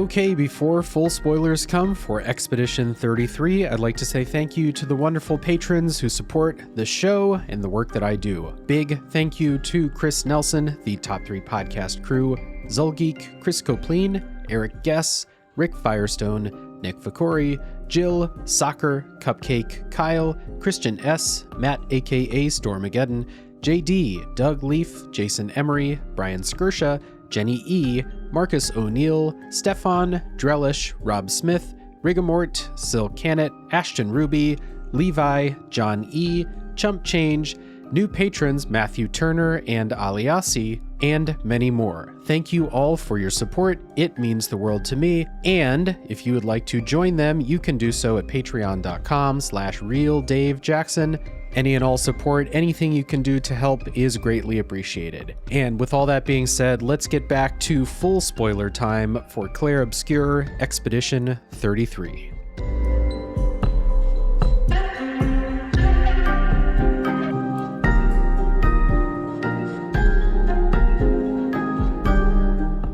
All right, we are back. It is full spoiler time for Clair Obscur Expedition 33, and as always, this is not a linear walk through the story. We're going to spoil the end of Act 2 very soon, and then we're going to let the conversation go freely from there. So if you don't want to be spoiled if you're halfway through the game, please go finish the game, come back, we'll be here, and then you'll be able to enjoy the rest of the discussion. So with that being said, I think a good place to start this discussion is to start with what is actually happening in this game, which you learn at the end of Act 2. And I start here because we can start talking about like the world as it actually is, but also this is a point of contention with some people who didn't feel satisfied by the direction that the story took here, because we find out that the world we've inhabited, Lumiere, the Gommage, the continent, everything that we've gone through up until the end of Act 2 takes place inside of a painting. And so it was just a dream, but it's inside of a painting and stuff like that. So this really flips like the stakes, because we learn basically there's one faction of characters that wants to either destroy the painting or at least get people out of the painting and leave this world. And there's one faction of characters who wants to stay in. But what that means is all of that lead up to let's take out the paintress, let's save Lumiere. It's not that that's no longer important, but it's no longer the focal point of the story. So how did you feel about this? I know some people feel rug pulled by this. It took me a while to come around on it. So I think one of the things I messaged you before we were recording is that my thoughts and feelings have really evolved as time has gone on. The more I sit with it, the more I pluck out value in the direction that the game turns. So at the top of the show, I had mentioned that I have complicated feelings about where the story goes. The setup being about what you do with the time that you have left, fighting against your extinction and the complications that come with that, and sort of like really leaning into this Xenoblade Chronicles 3 style of story that really resonated with me. But I think that largely gets sidelined at the end of Act 2, when you really understand what the story is about. Now, that's not to say that the direction it takes is a bad one, because I think the direction it goes in is fucking fantastic. I think they have a really compelling story that gets revealed at the end of Act 2 and then start just like it's nonstop from there. I think they do a really good job of telling that story, but it in a way, part of me feels like it is a little disconnected from what the first part of the game, or what the other half of the game, for lack of a better term, what that was about. But also, as I said, it's not that part of the story was for nothing, because that's how you got led up to this point. And the story, like the themes of handling death and contemplating your existence, all that stuff still matters in Act 2, because it's just a different context in which it is explored. Yeah. So with this story more being about family dealing with death in the family, it all still makes sense. And then that's when you kind of get into the the more heady aspects of how the painting works and what does it mean to be a painter and to build these worlds. What is real? What isn't real? Are the people of Lumiere that exist in the painting, do you value that life as much as you value life in the real world? These are all like questions that start to come up as you're playing the rest of this game. So, which is all to say that I think that there's a very distinct split with the story where it's no longer about one thing, it is more about the other thing, but both halves of those are still very, very good. I just wish there was a more elegant connection between the two. And that's kind of where I'm at with, I'm still there, but I think the more and more I appreciate the second arc of this story. Yeah. You know, I think the thing that keeps it from feeling like two separate games almost is that they're both still dealing with that grief aspect, that that kind of like, okay, so you're in this situation, what do you do with it type of thing. It's just different characters kind of, sure. But still dealing with some of those same subjects. So like instead of having the grief of the Gommage and how that basically dominates society, dominates the world and everybody who lives in it, we have what ends up being like a very small story about a small group of characters and how they deal with those same things, because it's a family who, for those who are just listening and didn't play the game, Mael and Verso, two of your party characters, Verso is Ben Starr's character, they're party characters, but they're also characters in the real world, and they're kind of duplicates, in their own unique ways. What happened was the real life Verso died in a fire, and Verso had this power to be a painter. The whole family does, I think, or at least most of them have the power.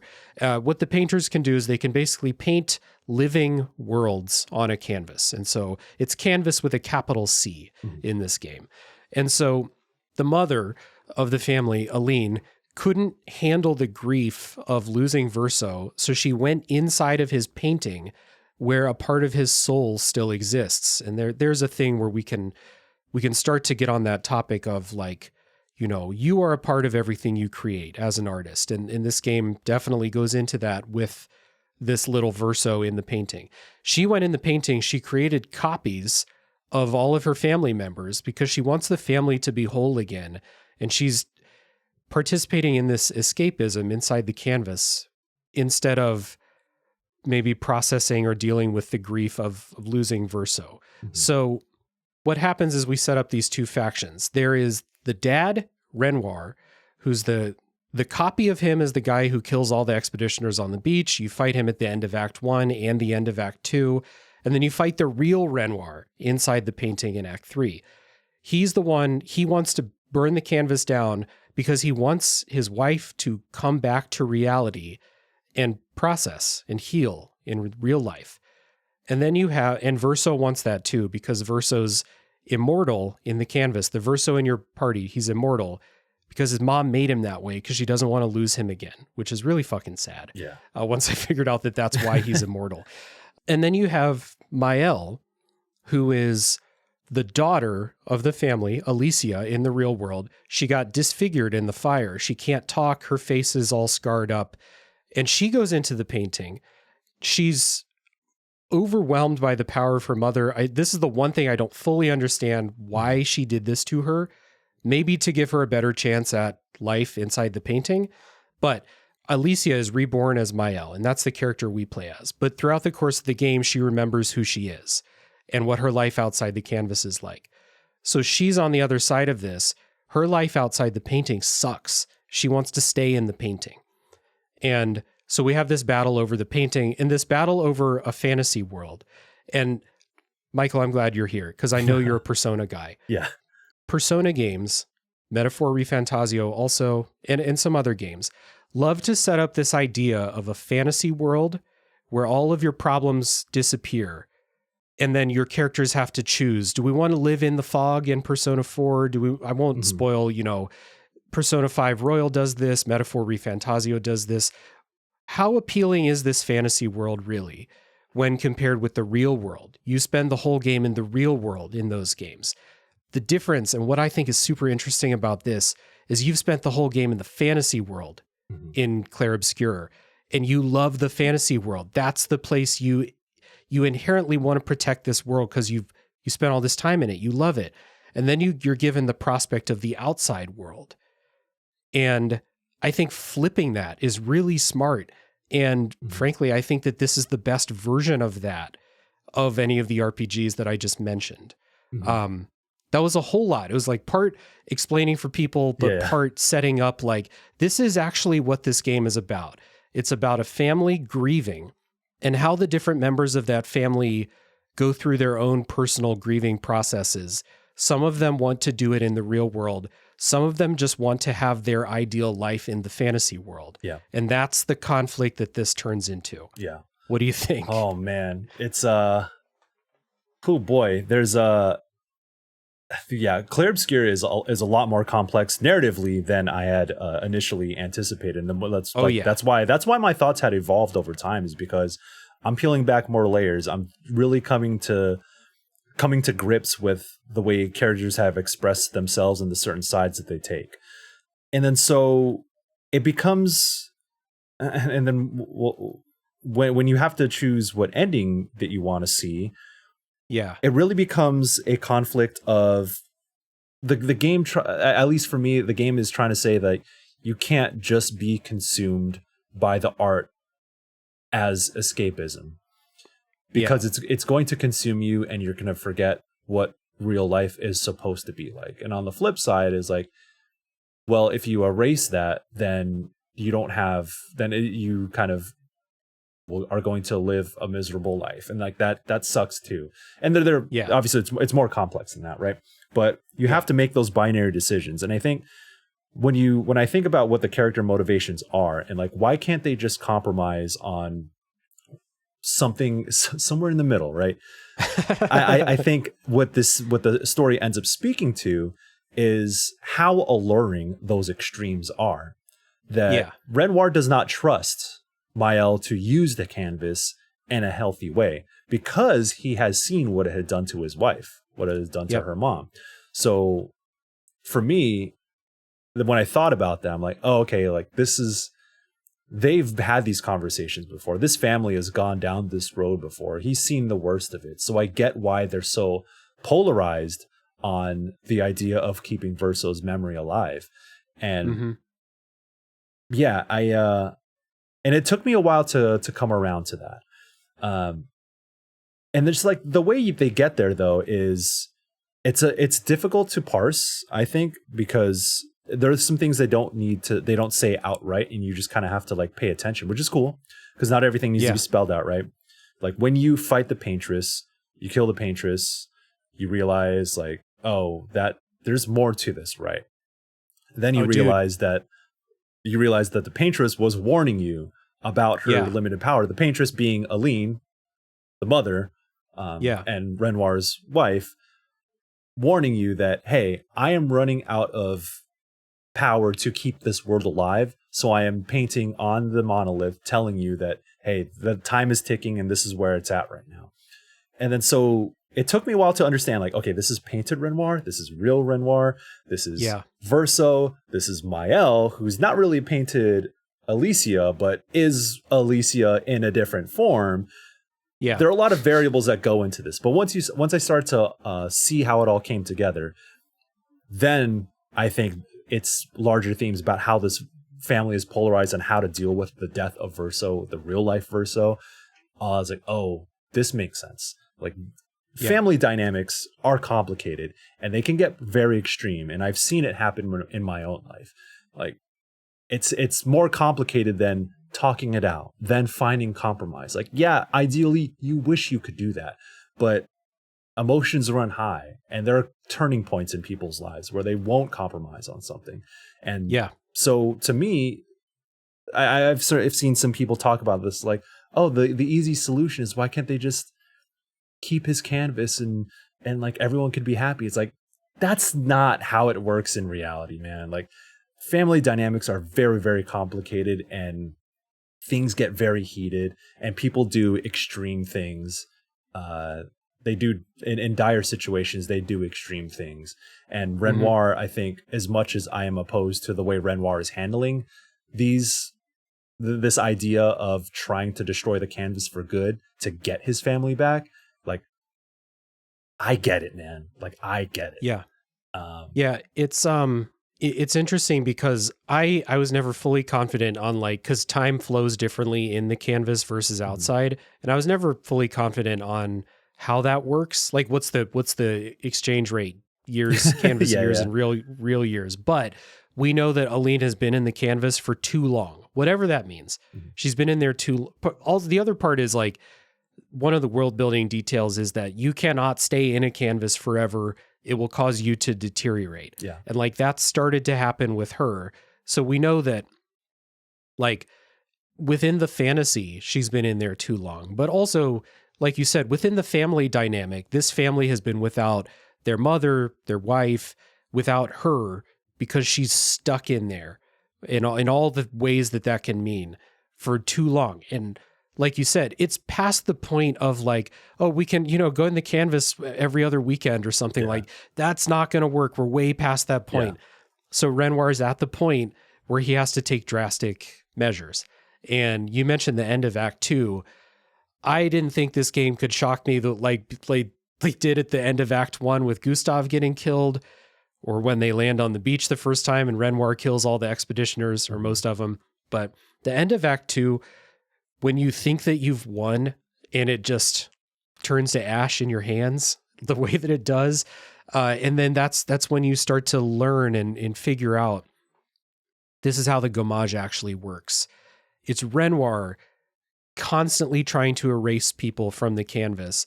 And it's Aline fighting against that, but with a limited ability. And every year she's able to protect fewer and fewer people. And so by erasing her, you erase the protection and everyone gets wiped. That was just wild to find out. And then you start to think, like, okay, so Renoir wants the people out of the canvas. Why is the other Renoir protecting the paintress then? And it's because she created him. Yeah. And you live on through the things you create. And in a way, your motivations can be in the thing you create. And so like you said, this game took me so long to nail down the details of who is real, who is painted, why do they want different things, stuff like that. It took me so long. I feel like I have a good handle on it now. Yeah. But it was always interesting to try to figure out. Like, I was never just like, well, fuck it, I'm going to go look at the wiki and just copy and paste the wiki onto my notes, and then I'll be like, yeah, I know what's up. But trying to figure this all out and trying to figure out what everyone's motivations are really brought this second half of the story to life for me and really made me understand, like, yeah, it's much different after you kill the paintress, because it has to be. You took down, like, you did the thing you were going to do at the beginning of the game, but that's not all the story they had to tell. So now they're expanding it. Again, glad you're here because I know you're a big RPG guy. Yeah. RPGs like this always expand the scope the further you play. You start on this small scale and then you end fighting God. Yeah. That's the thing. It's the cliche for a reason. It's the trope. This game does the expansion like that, but it shrinks to this, like, wonderful family story. And the explorations of what everybody wants, Aline's grief, Renoir's grief for, like, losing more of his family, not just his son. Yeah. He's now losing his wife and he's got to stop it. Yeah. And then Alicia's grief for, she sees a life inside the painting that she can enjoy, she can love, she can have something to enjoy, and her real life it feels empty for her. So, like, yeah, man, it's just so much shit. It is really complex. When the more you break it down, it's more than just like a clash of ideals.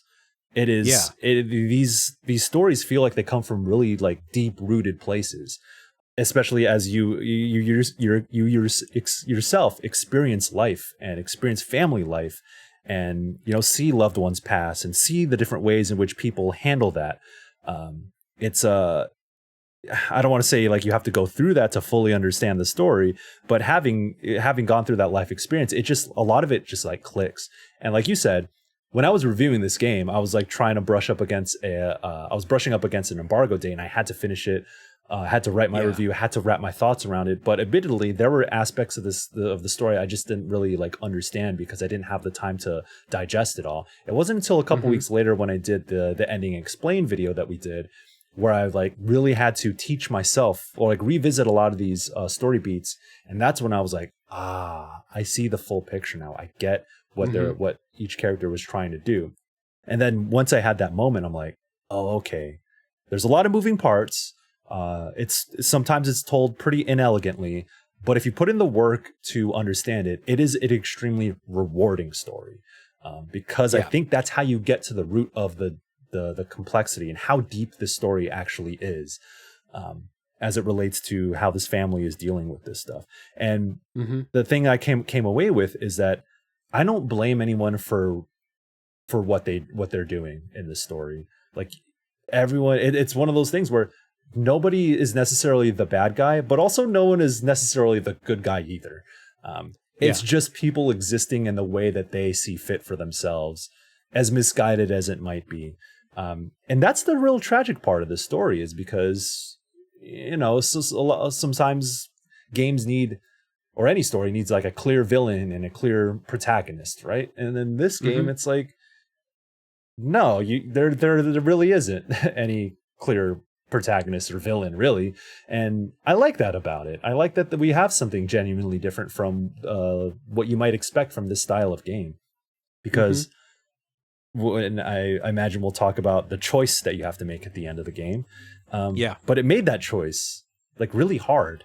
Not in a way of like, oh my God, I'm so emotionally distraught that I have to do this thing. But it's like, damn, man. Well, I mean, I kind of was, but at the same time, it's like, I feel awful no matter which way I choose this thing to go, because, you know, painted Verso wants to die.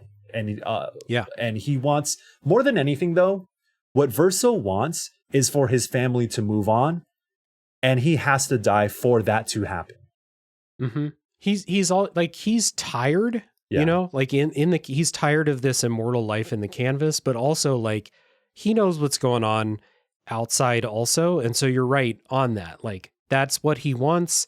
This is how he knows it has to happen. But also he's cool with that because I'm tired of this life in the canvas. I was, you know, there's so many stories. We talked about Lost Odyssey a little bit, like so many stories about anyone who's immortal gets to that point where you're like, this fucking sucks. This has to end. Yeah. And that's the point that Verso reaches towards the end of the game. But kind of going back to what we were saying about the motion capture performance, the subtleties in their expressions, that stuff really fucking matters at the very end when you are looking at Verso. When I first played the game, just when I was playing it and finishing it, it was a little hard for me to understand where Verso was coming from. But it wasn't until I really like watched back those cutscenes, dug into it a little bit more, sat with my thoughts, and realized like, oh, yes, this is what he is feeling, without him having to actually say it. And when Renoir creates that rift, shows Mael and Verso, shows the whole party what's happening to Aline, Verso is looking at that absolutely like shocked, distraught. And he is like, this is what has become of my mom. And it's because, and he feels a certain responsibility for that. He's like, she's so caught up in my existence that she can't live her own life. I don't want to see her like that. I don't want to be the reason that she can't move on with her life. And he sees how it's affecting everybody else. But he doesn't turn to the camera. He doesn't turn to anyone and spell that out. You see it in his expression. He's shocked. And and part of this is why Mael, eventually, when they come into conflict, Mael's like, hey, why don't you want to like live a forever life? We could have the life that we always wanted here, that we didn't get in the real world. And he's like, no, this is wrong, because I have seen with my own eyes. I know what it's doing to mom, and I know what it's doing to you. And I can't be the reason that y'all's real life is being damaged like this. So that flip in character, I was like, oh, why is he like extolling the virtues of real Renoir when he was fighting against it? What, huh? And then once he like repeats the lines that Renoir was saying, and then Miles like, hey, why are you repeating what Dad is saying? And then that was a turning point where I'm like, oh, Verso it's all clicking for him in real time. Yeah. And it's I don't want to say it's rare, but it is such a special thing when you see a character realize something in real time as you are also understanding it. Like this kind of was telegraphed throughout the game, but the way you see it on the character's face and in his actions in like the last 10 minutes of the story is so incredibly well done. It really sells his character like as a complex person who has real thoughts. So that's just one thing I want to say about Verso's arc that I think, I don't know, it's some of the best character work I've seen in a long time. Yeah, there are like for a little while, Verso's just kind of like a mystery man who joins your party, and then as it goes and you learn more about him, but like you said, as his character develops, Ben Starr turns in like an insane performance as Verso, especially in those parts, the end of Act 2, when you're leading up to the ending, like you said, like you're like, I already knew Ben Starr was a good actor, but god damn, like look at this. And Jennifer English, like matching that on the other side with Mael, like that, it was insanely good.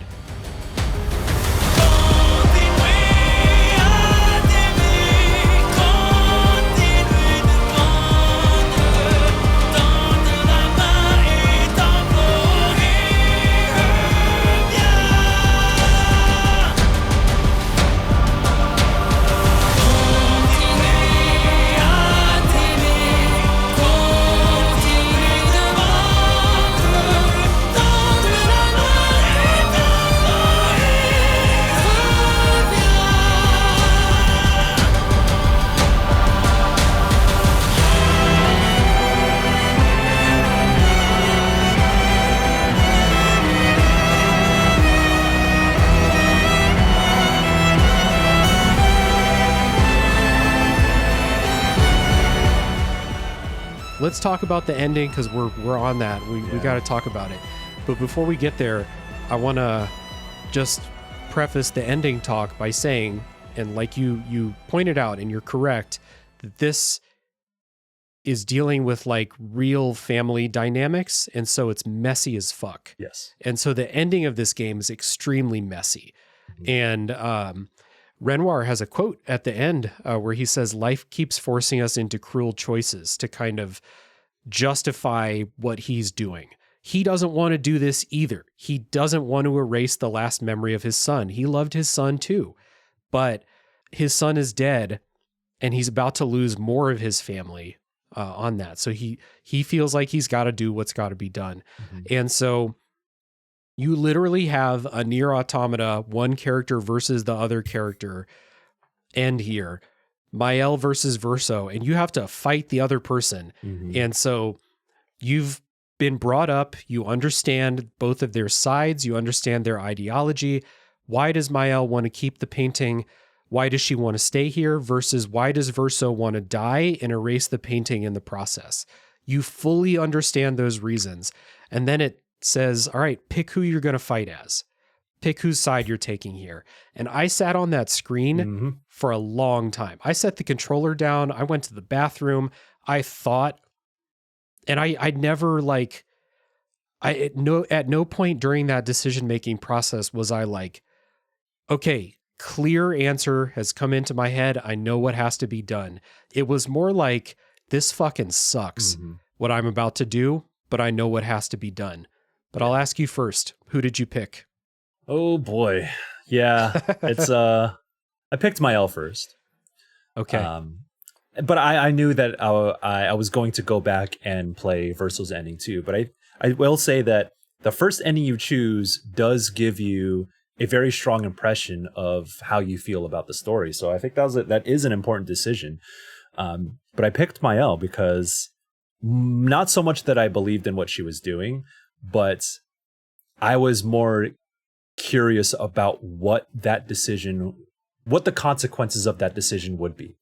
because I think Verso's a little bit clearer about this is what I want to do and this is the end result of what I want to do. Whereas Mael is a little bit more nebulous because you kind of don't know what is going to happen to everyone in this world. How is she going to live her life? Is Renoir actually right about what he's saying about her being lost in the sauce by staying in the painting? Like there were more questions to be answered by sticking with Mael, where Verso made his motivations pretty clear. And I think, and eventually when you do see his ending, it's like, oh yeah, okay, yeah, that was very clear cut, just as tragic. But I chose Mael, and boy, that ending was wild. It is, dude. Yeah. Yeah. You said like the ending that you pick will kind of at least put a filter over like how you feel about the story, even if you're going to go watch the other one later. Mm-hmm. I think the ending that you pick will also tell you, no matter which one you pick, it really tells you what the writers of the story think the correct choice is. Mm-hmm. And so I picked Verso. We'll talk about that in a second. Let's talk about Mael. It's almost like picking Verso is like my brain making the decision, and picking Mael is my heart making the decision. Because I know that picking Mael means that all of these characters that I love get to stay in existence. They get to exist. They get to live happy lives. And like on paper, this is also, it's not only going to keep the canvas, but it's also going to bring everyone back to life. So Gustav's going to come back. Mm-hmm. Ciel's husband is going to come back. Lune's parents are going to come back. Everyone's parents are going to come back. But like those other characters, they've dealt with loss throughout their life too. And that's like what Ciel's kind of character story is all about, is losing her husband and almost losing herself to grief and stuff like that. So on paper, we're fixing all of that. Our heart says, we love this canvas world. We love these characters. I want to stay with them. Mm-hmm. I love Lune. I want Lune to continue to exist. Yeah. So that ending, that's not what happens. Yeah. It's giving into the escapism, and the game is punishing us for that with that ending. First of all, you mentioned facial expressions on Verso. When he's playing the piano and you can see how much he hates being there, I was like, oh no. Oh no. It is devastating, bro. Yeah. It is that 1,000-yard stare when he's like sitting at the piano and just like looks forward before even playing. He does. That is such an impactful shot, because like this ending, at first, the first half of this ending is like so jolly. It's so gleeful. It's like, oh yeah, cool. This is the Lumiere that I want to exist in, right? Everyone's back. Gustav and Sophie are at a date at the theater. Yeah, like you see Monoko and you see Esquier being the bouncer at the opera house, and then Miles there with the little boy, and then everyone's like, oh, we're gonna get ready for the show. Then it goes into the 4:3 black and white. Whenever it does that, whenever this game does those cutscenes, has always been like just this very tragic flashback / traumatic memory for Mael. And then them doing that method again was really powerful, because I'm like, oh shit, this is not what I thought it was. And it's shot like a horror movie in many ways. Dude, yeah. Yeah. Like that jump scare get you too? Yeah, though Miles' face deteriorating, that got me. And that shot is like, oh, visually, this is what's happening to Miles. She is deteriorating in the real world as we are watching this. This is exactly what Renoir feared and it's happening here. And Verso it can't do anything about it. So he's basically a puppet in Miles, in his own painting, in Miles' world that she fought for. And you feel awful for it, because you know what Verso's thinking. You know what he's been through and what he was fighting for. And for him to be subjected to living this life he no longer wants to live to make her happy is devastating. And you see that on his face. You see that in his motions and his expressions. And no one, and in a way too, this ending, Mael has like a very unsettling smile, to where, to me, what that says is that she knows what she's doing. She knows that this happiness is built on a house of cards. She knows that this isn't real. And but in a way, when she's like clapping and it looks like she's smiling, but she's also kind of on the verge of tears, it is such a complex emotion that, again, it speaks to the facial expressions and the art design and the motion capture, because that is communicating to me that like, oh yeah, she knows exactly what she's doing, and it's fucking tragic to see, because you understand why she wants this fantasy world, you know why she wants to live here and why she fought for it, but like Renoir said, this is going to fuck you up for the rest of your life, and you're going to lose yourself to it. And she is in the process of losing herself to it, and not a single word is said in that ending. It is so well done. I came away from that watching the credits like, what the fuck, man? Devastating. Just devastating.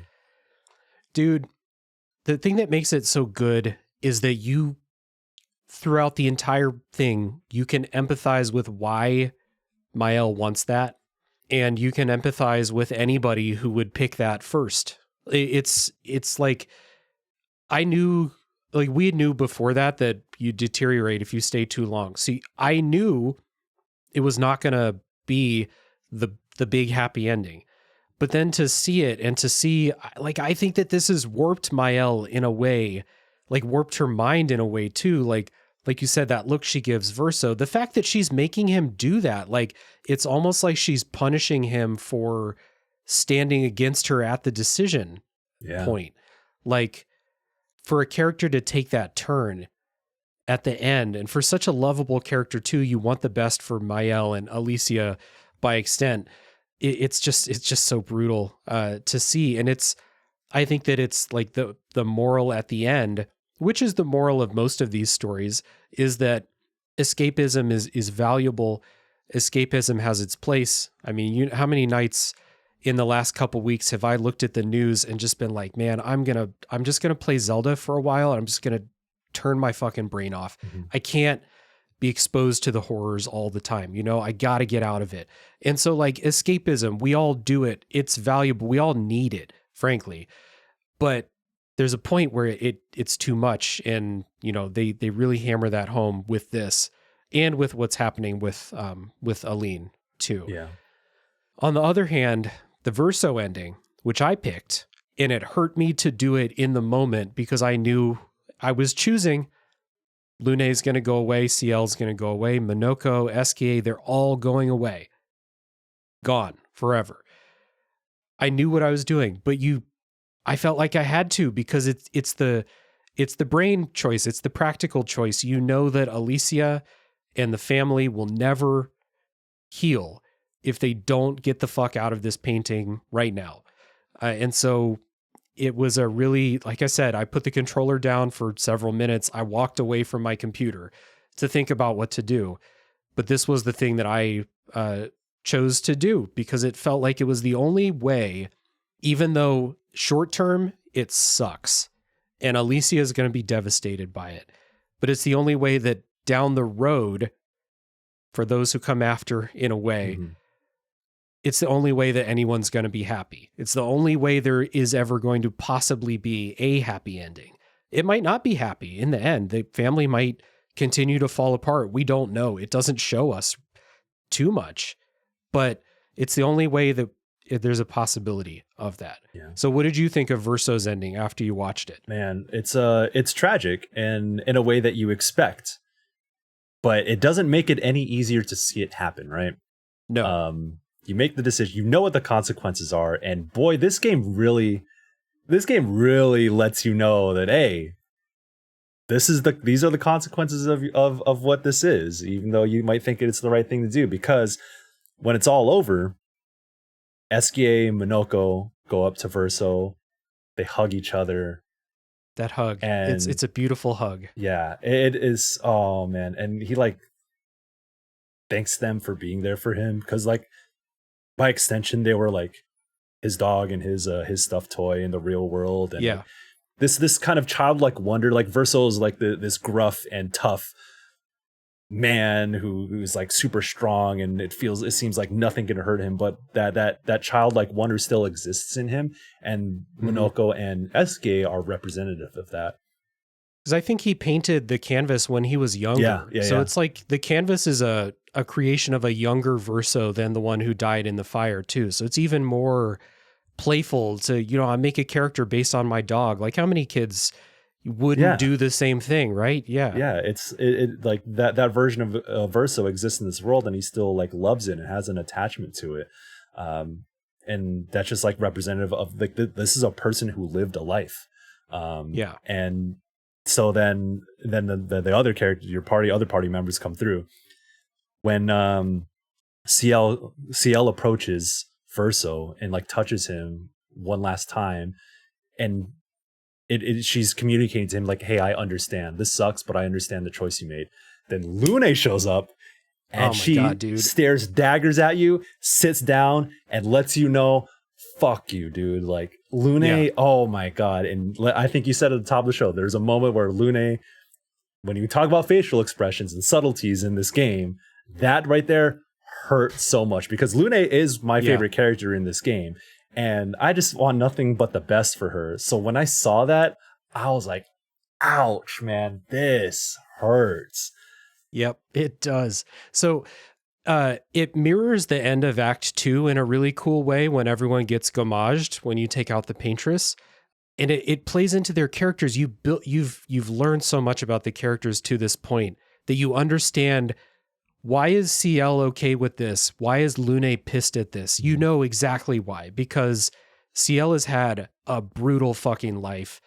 She swam out into the ocean after her husband passed with no intention of ever coming back. And she was rescued by Eskia. It's the only reason she's still alive. And so when she gets gommaged at the end of Act 2, again, facial expressions and stuff, she's like at peace with it. She's like, okay, I can rest now. Like, okay.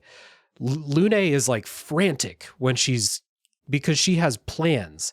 She's been talking about all this more research she wants to do inside the world and stuff. Like she's got stuff she wants to do. So at the end of Act 2, she's frantic. At the end of Verso's ending, CL is again. It felt to me like coming into that room where the little the little kid Verso's painting. That's like if you go in there, you get gommaged, and like I don't know how to explain it. That's the feeling I got, even if it's not the case. CL was like, okay with it. Again, she's like, I get what you're doing. Thank you. I'm out. And like you said, Lune, again, she's like, I had so many things I wanted to do. I wanted to keep living and keep doing my thing. And the way that she just sits down and stares at you, I'll never forget that look. Yeah. It is brutal. Cause like you, she's one of my favorite characters, if not my favorite, probably between her and Eskia as like overall favorite. And to disappoint her like that with a choice that I made, I knew this was going to happen, but it's like you make the choice. You're the person playing the video game, right? You ever play games that have choices and you're like, it's a video game. Fuck it. I just want to see what happens. Like, who gives a shit? This game breaks through that barrier where like I carefully considered my decision because I really cared about how it was going to end. And then when Lune gives you that look, it's like, man, I am so sorry for what I just did. I know that you had more stuff you wanted to do. Yeah. And then that hug with Verso and Minoko and Eskia, it's just beautiful. 3 friends, 1 final hug before it all ends.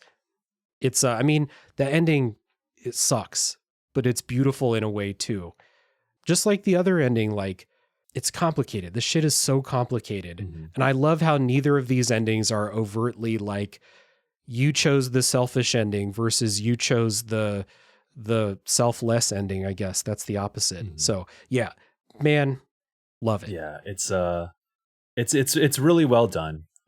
Even if you do understand what it is that what's going to happen. And then cutting back to the manor in real life. Like that was a weird feeling because I'm like, oh, wow, I've spent so much time in this painted world that I kind of don't really understand the context of this in the real world. And then when the whole family is just kind of over Verso's grave and Miles holding the Eskia plushie, and it's just kind of like it's like this really weird like shock to the system where, oh, this is the real world. This is is why we did it. Yeah. This is why I made that choice. It's so weird. And you see, like, Alicia, effectively Mael, that she has no expression on her face. And you see her in her real life form, tragically, was injured in the fire. When you see all her scars, she's lost an eye, and it feels like, she feels like she has nothing to live for. And yeah, it's complicated because I look at that, and what I like about Expedition 33 also with its endings is that it gives you just enough to chew on. It doesn't have to answer everything, but it seeds a lot of thoughts and feelings in a way, and then it ends. And I think that's really, really important for discussions such as these, is that, yeah, we're going to give you enough to chew on. And so I think about Alicia, and she has a chance to build a life in the real world, but what is she going to do at that time? Does she even care enough to try to rebuild a life, to try to get into things? And I know Verso says towards the end, it's like, hey, you're a very talented painter. You can use that power for good in the real world. Like, don't in a way that's like, don't forget that you have things that you can do in real life. Like, it doesn't have to end here. Just because we have to say goodbye here doesn't mean that's the end of your life. But at the same time, does she even have the motivation to care enough? Is her family going to be supportive of her? These are all things that obviously are not shown by the game, but those are the things you think about, because it's like, was this the right decision? Well, I hope it was, because now she has a chance to rebuild her life. And yeah, that's just it's just really sad. It's very straightforward. It's a little bit more straightforward, but it is really sad. And you see her mom and Renoir holding each other in front of the manor, and it's like, yeah, you got to move on, man. Like, when it hurts to say, like, as someone who's like, I've lost both my parents, and a lot of people around me have passed away, and it's sad and it's tragic. And it's really weird to think about this game too, because I have a lot of dreams about my mom. Like, I miss her very dearly. And I think one of the things is that my memories of her live on in when she shows up in my dreams. In a way, that's kind of like my painted world. And like, those dreams feel so real, because in those dreams, she acts just the way she does. She sounds just like she was. I have dreams where I come home and she's there, and it's like, oh, cool. Like, nothing changed. And it feels so real, to where when I wake up, I'm like, wait a second. Oh, I thought that was reality. And so like, I understand that feeling, but you have to learn how to move on. And moving on doesn't mean forgetting about them. Moving on doesn't mean that you're betraying their memory or betraying who they were or anything like that. Before my mom passed away, she talked a lot about, like, hey, when I'm gone, I want to make sure that you are okay. I want to make sure that you're still connected with your brother. I want to make sure that, you still have your friends and you have a job, all this other stuff. And at the time, I'm like, Mom, don't say that. Don't say that. But now in retrospect, I really understand what she was trying to tell me. It's like, hey, there's a time in which I'm going to be gone, and I hope you have the means to move on and live your own life. And, this is just a video game we're talking about, but that's where these stories come from. Like, fiction doesn't come out of nowhere, right? This is motivated by thoughts and feelings of real people.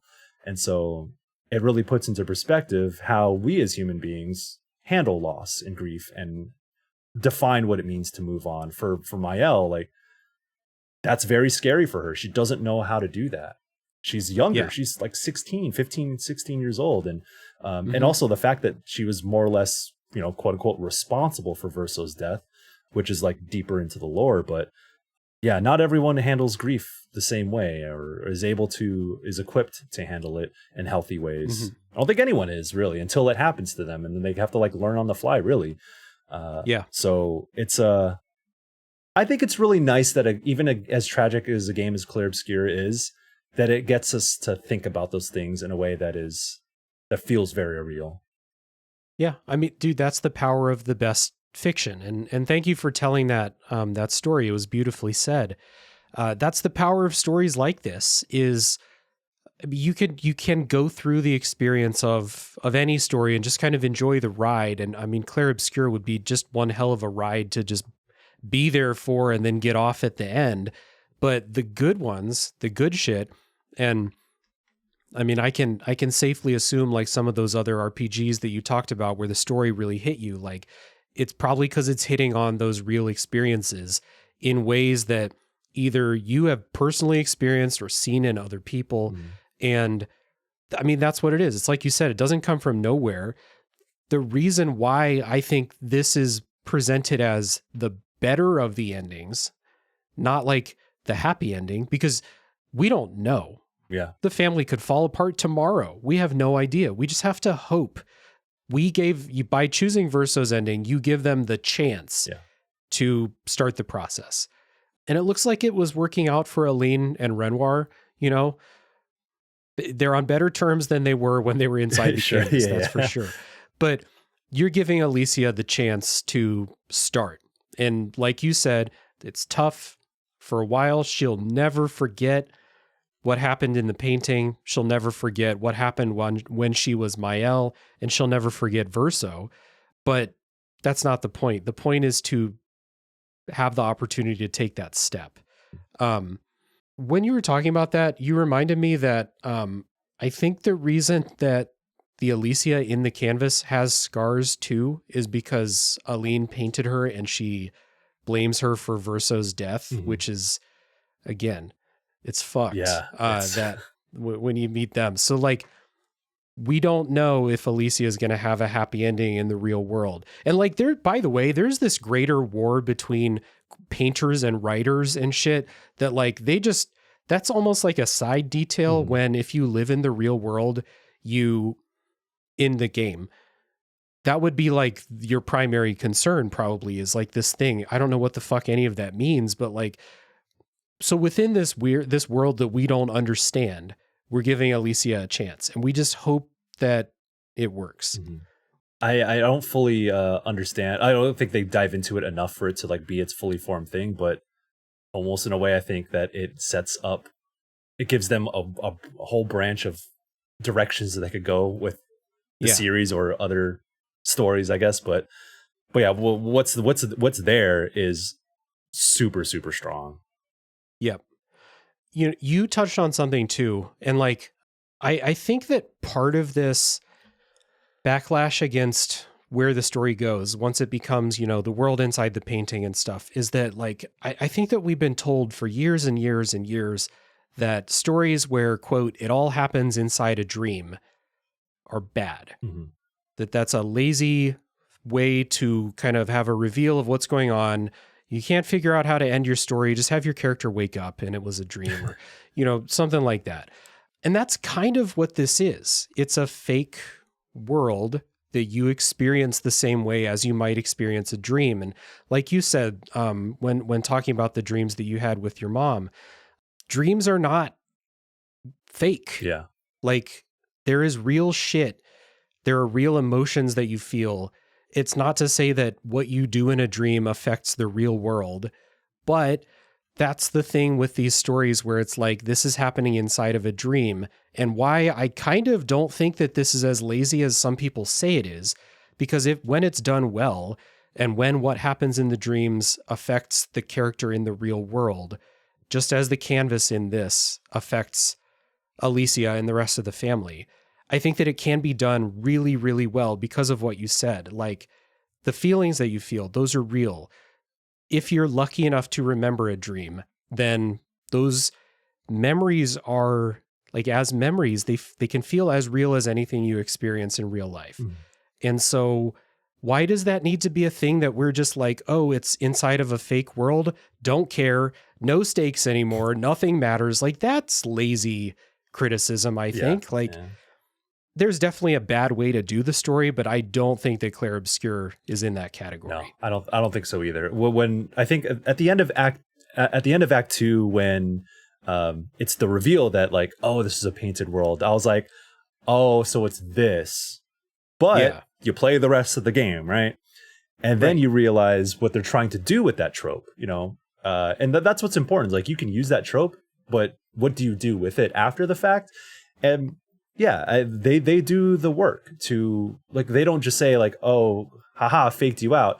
The way in which the characters like wrestle with that fact, like the mechanism that the dream world, quote unquote, has as a focal point for how all the characters, all the characters are fighting over this and why they're motivated by certain things, is grounded in reality. So they don't just leave it at like, oh, it's a fake world, haha, everything you thought was different. The way they use that as the way they use that to tell their story is very powerful. And it, you know, as we've like touched on here and there, it's touching on the power of fiction. And in a way, I call this, you know, we're not talking about metaphor refantasio, but in a way, I call it the anti-metaphor. In a way where, you know, metaphor refantasio kicks off by saying, hey, fiction can be a powerful thing. You can dream of a better world. If the fiction that you love inspires you to take action and build a better world in reality, that's a beautiful thing. On the flip side, we have Clair Obscur being like, hey, if you spend too much time in that fake world, boy, you are going to face the consequences in real life. So it's both sides of talking about the power of fiction. And you can only do that if you're trying to tell that story using this quote unquote dream world or the painted world is such a strong way to do that.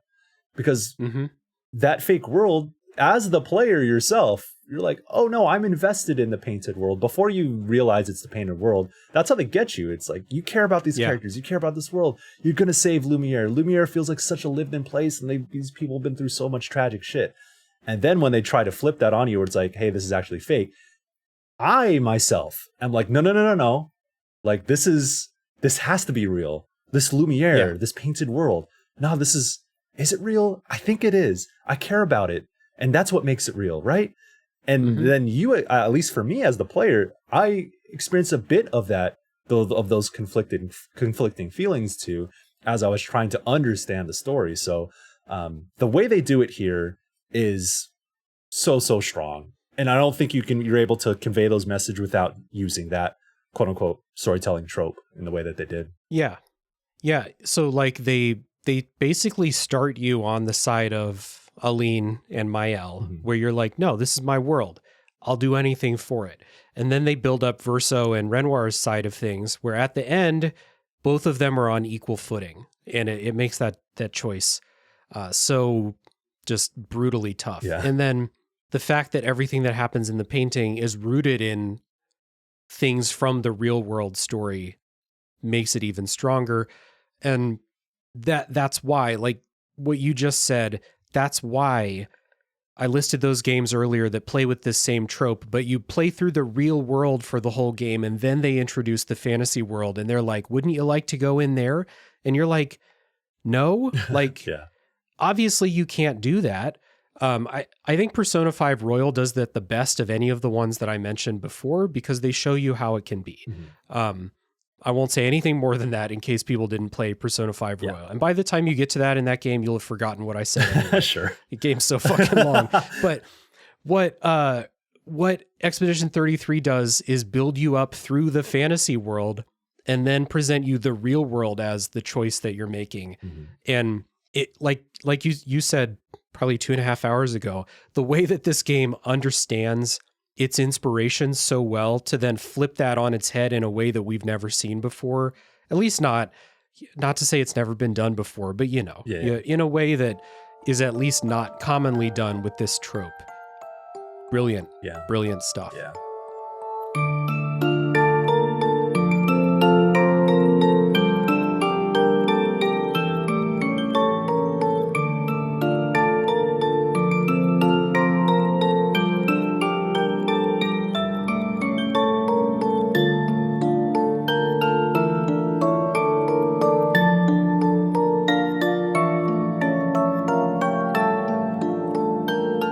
I wanted to do some rapid fire stuff before we wrap up here.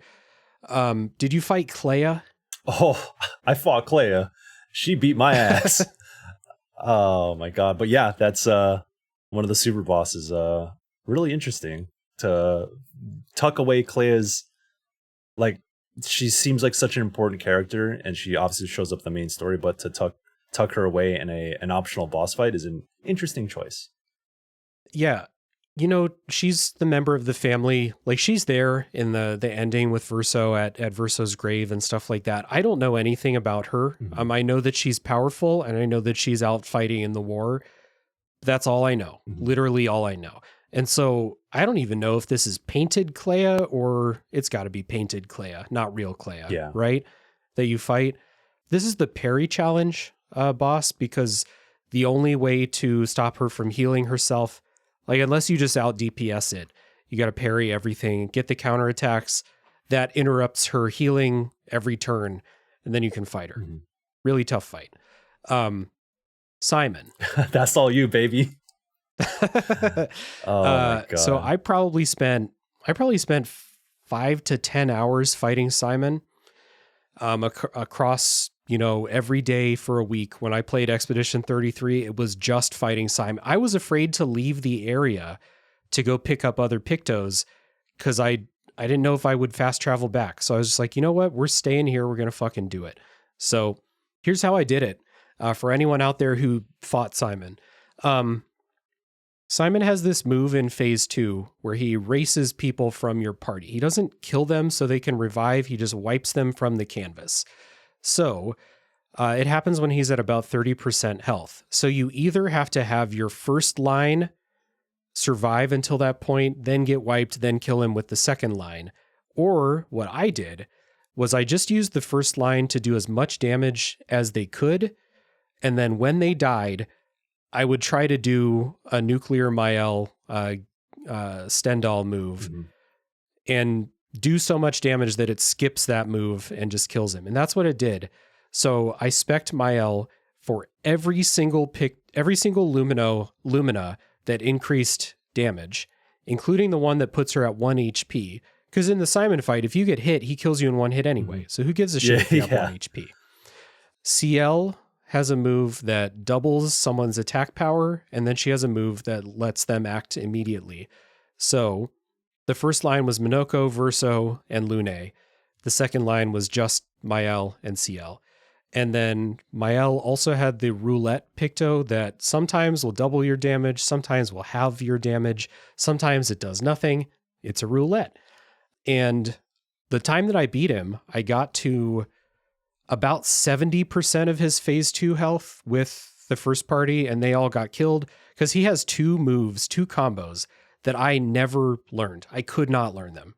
The Sword of Lumiere attack and then the light speed attack. I could never, ever got through those dodging all of them. Never. So they all died.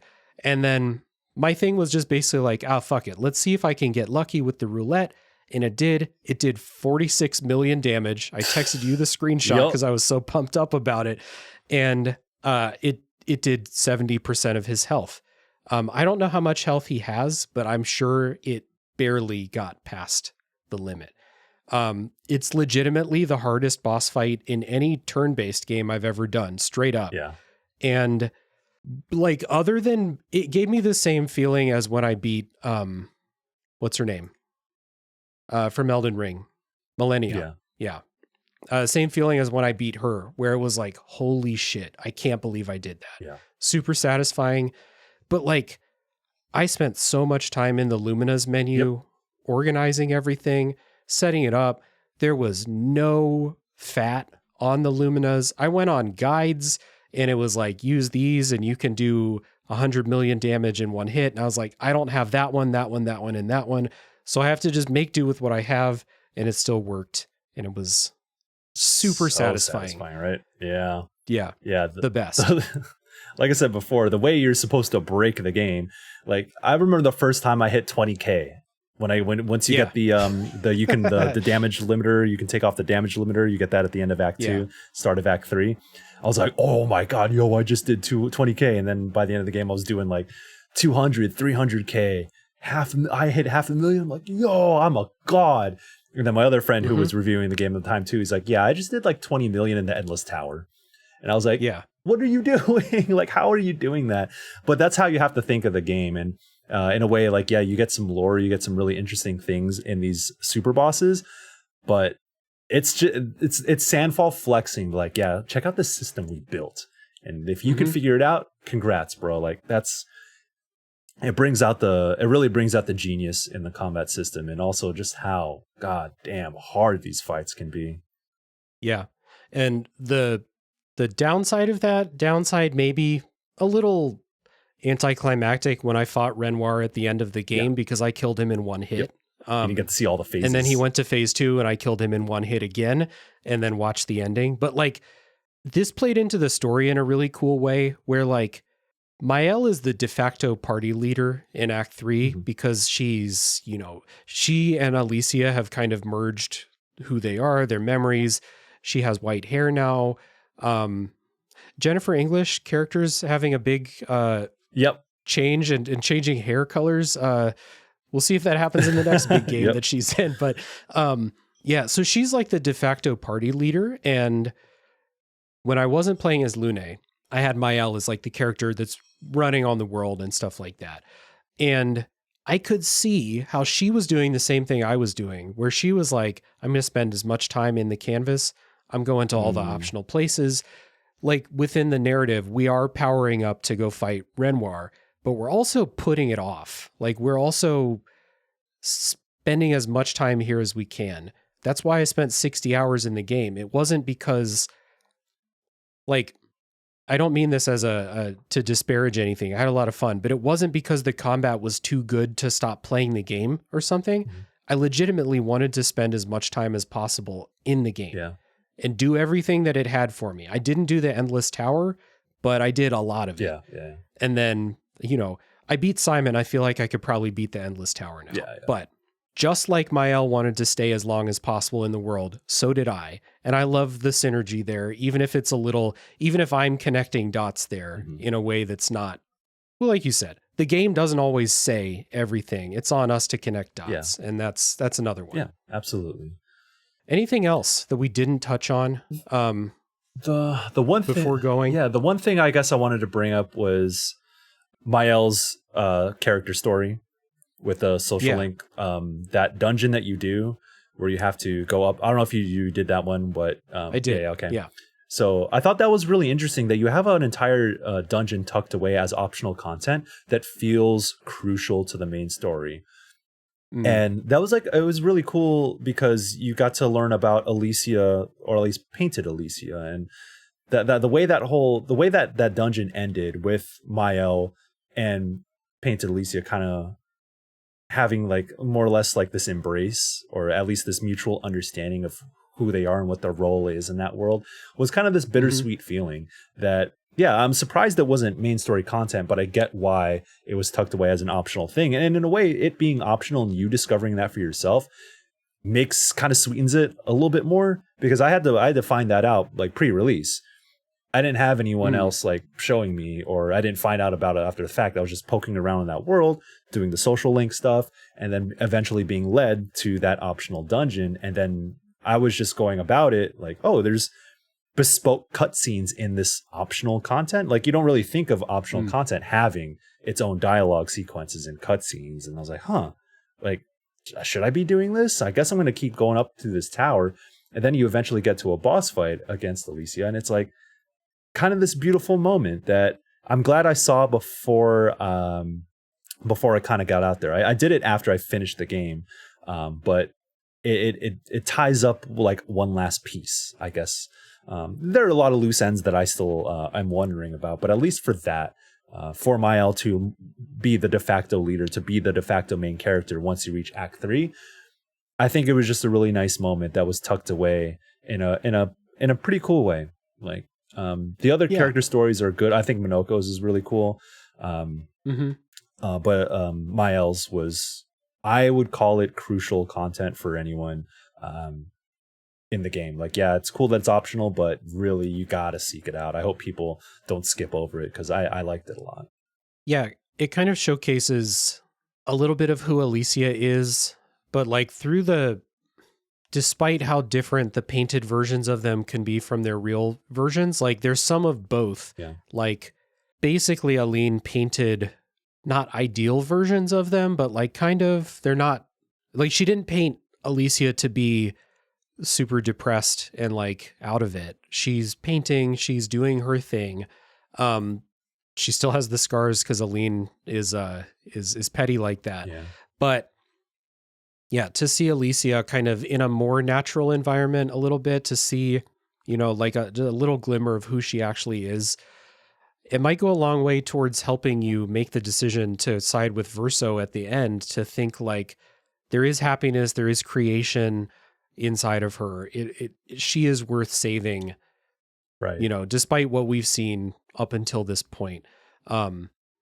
It's tough. That's a cool way to think about it, actually, because I didn't really think of it that way, but there's a true piece to them in all their painted versions, even if it's not fully them. So, that's cool. And it's like it's one of the only times you see her detached from Renoir, also. Yeah, right. So it is, that's a really important perspective, I think. Mm-hmm. Yeah, the idea that you can like, I guess within the context of painting or some other kinds of fiction maybe, but focus on painting, you can paint something and it will be as close to the real thing as it can possibly be, but it's not going to be exactly the same. Mm-hmm. There's going to be a little bit of you in it. There's going to be a little bit of whatever it is that you painted. And then in this thing where they're actually living, they have free will. There's going to be a little bit of themselves, like a new kind of version of themselves too. And maybe after taking Renoir out of the picture, it allows Alicia to kind of be more of herself, the painted version, than she was. You mentioned Minoko's side story. I'll roll through these pretty quick. Yeah. Minoko wants to resurrect the puppy. What's his name? Noko? Yeah, Minoko and Noko. Yeah, sure. Which I've had dogs before. Dogs know when another dog dies. Like they're on that. They know it. Yeah. And you can see it affects them. So like thinking of Minoko as a dog really helps kind of understand his character a little bit. And he's more than a dog because he has a higher level in the painting and stuff. But he was painted inspired by the dog. That's why he gets little bones to learn new skills, to learn new tricks. But yeah, wants to bring back his friend.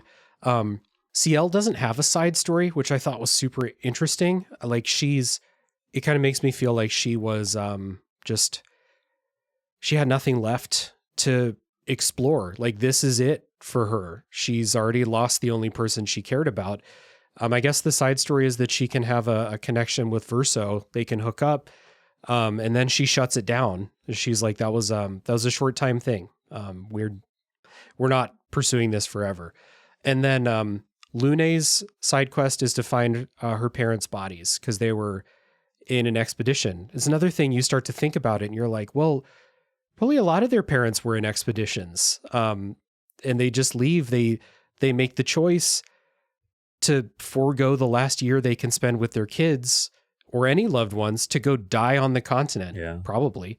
And that's what they did. And Lune's very matter of fact about it when she finds the bodies. It's not a big scene because that's not Lune. That's not what she would do. Yeah. So one more thought on Lune too, which I think is really interesting. And I think that maybe I'm going to make a connection that isn't there, but Jennifer Svedberg, who's one of the writers, the lead writer of the story, who's also Asian. Lune is an Asian character voiced by an Asian voice actor who I met Kirsty Ryder at during SGF, and it was funny. We're at the JW, and I was talking to her, and I was like, "Hey, you out here, Asian pride?" She's like, "Asian pride." So that was like such a cool moment where I'm like, Kirsty's dope. I would love to have a conversation with Jennifer Svedberg about her writing process, but there's something like very real about the trope, the stereotype of tiger parents in Asian culture, and that is precisely who Lune's parents are. They're like ardent researchers, and the thing too is that Lune gets that from them, even if it is under like traumatic circumstances. Having these parents who are on your case, like telling you that you need to be something that you don't want to be, yet you still inherit that from them. And the way Lune is comes to terms with the fate of her parents, is like that comes from a real place. Like that is, and it's a very specific place for particularly for first generation Asian Americans, is that or in the Asian diaspora, where you have parents who sacrifice, they leave the home country in hopes of you having a better life, but oftentimes it is the better life that they want for you. And especially, I can only really speak to the Filipino community, but a lot of that is like in nursing, in the medical field. Like we're expected to be doctors and lawyers because that's the thing that they came here for. This is why we immigrated to America, so you can do those things. And when you don't do it, it feels like you're disappointing your parents. So there's a dynamic there that isn't outright said. And I noticed this during the illusion dungeon with the dancers, because everyone sees like what they're really thinking and feeling. And you know, Mael sees Gustav, and CL sees her husband, Lune sees her parents. And then when I saw her parents, I'm like, started to make the connections. I'm like, oh, there's a tiger parents, like Asian stereotype story that is being told here that is actually like very powerful. So I don't know if that's completely deliberate, but that is my reading on Lune as a character. And that is such an interesting touch to her character. Yeah, it's well said. And like, I'm not Asian, obviously, but I do have, half of my family now is Asian. So I'm very aware of the expectations, for sure. And so to, again, 1,000 times resist, we talked about this, but to see your specific experience in a story is a powerful thing. And to see it obviously come from a place of experience too, if we're correct in reading into it that way. That's really good. One final thing I wanted to bring up before we go, and we don't have to spend a ton of time on this, but looping it back to the idea of for those who come after, and what heroes look like in the world, because the game starts us with heroes that are going to go kill the paintress, but throughout the game, we talked about this a little bit with the expedition journals, but you come across real heroic shit that didn't end in a heroic moment. I wrote down Expedition 70 as the big example of this. Expedition 70 is the one who all they did was install grapple points and ladders. All they did. They knew that they were going to die. They knew they weren't going to kill the paintress. They knew that installing the grapple points was going to help the next expedition. They're as big a heroes as anybody in the story. And in their log, they say, I wrote the quote down, "It's fitting that we greet our end together within the monolith that's loomed over us for so long. Though this Nevron has won the battle, the one that's killing them, the expeditioners shall win the war. They know that they did the right thing. They're proud of what they did, even though they had no chance to kill the paintress. No chance." And they knew that. And that makes me think of just the fucking exponential increase in shitty things in our lives. Every time I open up Blue Sky, I'm going on Blue Sky because I want to read about games. I want to see what my friends are writing, making, things like that. And I see the horrors out there. And so we talked about this a little bit in our El Paso Elsewhere discussion about, am I doing what I can do to help? Am I doing everything I can do? The answer is no, I'm not doing everything I can do. But what can I do? Like, what can I reasonably do? I'm not going to be the one to take down the paintress in the real world. But what can I do to install grapple points, to use a metaphor here? Yeah. What can I do to help other people? And, we both took part in that charity event that Acts of the Blood God did. Big shout out to them. I know they're here at 3 hours into the podcast, but big shout out to them for putting that on. Things like that we can do. And again, to see this in a game, this is not the type of heroism that we see in fiction a lot. We don't see the small incremental steps in fiction. We kill God in JRPGs. Yeah. That's heroism in these games. And I just wanted to loop back to this with this specific example of a real example of someone doing something that they know they would never benefit from, but they had to do it. Yeah, I think that's and as we mentioned earlier, is like, that's what progress looks like. And you have to trust the process and trust progress, that you're not going to be the hero of the day, but you will be a hero within the story if you participate in it. And that's such a I think as time has gone on, this game's only been out for 4 months, but it feels like so much of our world has changed, and oftentimes not for the better. But when you look at Expedition 33 in this particular way, it's a lot more hopeful than maybe I had given it credit for previously. That it feels like this game is written in a way where it understands that, like, the whole concept of expeditioners year after year, it feels like the writers, the storytellers for this game understand what actual progress looks like. And I think, if anything, I hope people can come away with that idea that, things aren't going to change for the better in the next presidential election cycle, but you need to get to that point, and you need to make sure when we get to that point that we've done as much as we can to have the right mechanisms in place to build a better world. It might be installing grapple points on a thing. It might be for us, it might be, canvassing for a candidate we believe in, donating to charitable causes, being out there in soup kitchens, doing mutual aid at protests. It's little things like this that, we're not going to be the heroes that they write about in the stories, but we can be a part of what those stories end up being. And I think Expedition 33 does that in a way that is subtle, but also integral to the story it is trying to tell. Yeah. So again, it loops back to an extremely real thing. But this isn't the point of the story. It's not a thing that it's going to like the characters are not going to really talk about this and be like, man, thank you, Expedition 70. There's nothing like that in the game. It's all on us to connect those things. And honestly, I really struggle with the idea of all of the opportunities to do things that are presented to me, and I do what I feel like I can do, but it never feels like enough. And I really struggle with that. Yeah.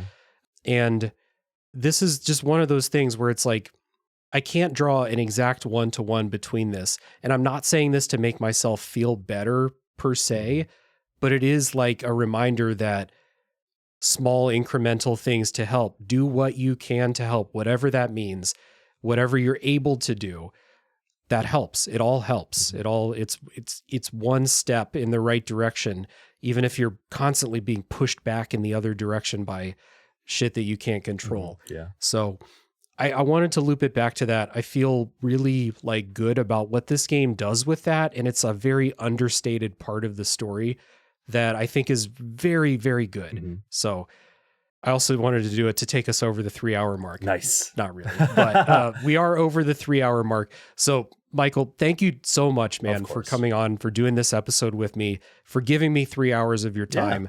Really, really appreciate it. Yeah, man. I like when we did 1,000 Times Resist. I think you're on point with this, man. I love the way you drive the conversation, and your perspective is it's comprehensive, and it's also detailed. And I think very few podcasters are able to do that as good as you did. I think doing this right here really solidified that. Damn, man, I enjoyed being on here, but I'm glad that I had this particular conversation with someone who is as insightful as you. So yeah, thanks for having me, man. Thank you. And thanks for the kind words. It means a lot, because I feel the same way about, I had so many people reach out to me and be like, can I come on your Expedition 33 episode? Yeah. It was after we had already decided that you were going to come on. Not that there wouldn't be people who'd have great conversations with me, but Michael's going to fucking knock it out. We're going to do it. So thank you. Yeah. Thank you. This is very cathartic, and I'm just glad I had the opportunity to get all of this out there. Right. It's been so long since I finished this game, but I'm still thinking about it, and having this as the opportunity to let it all out feels pretty good, man. Thank you. And something about the games that draw us together, 1,000 Times Resist, and now this game, I can't wait to see what the next one's going to be. It'll be something. It's going to have a lot to live up to. Yeah, it'll be something, and you know where to find me when that time comes. Right. So thank you for doing this with me. If anyone is still here, you can find Michael's work down in the show notes, and I highly encourage you to check it out. There are links down in the show notes. Again, you don't have to remember where to find things. Just go click as the music plays us out at the end of the episode. Thank you for coming on this ride with us. Tune in next week for the next game to come out of the backlog. Peace.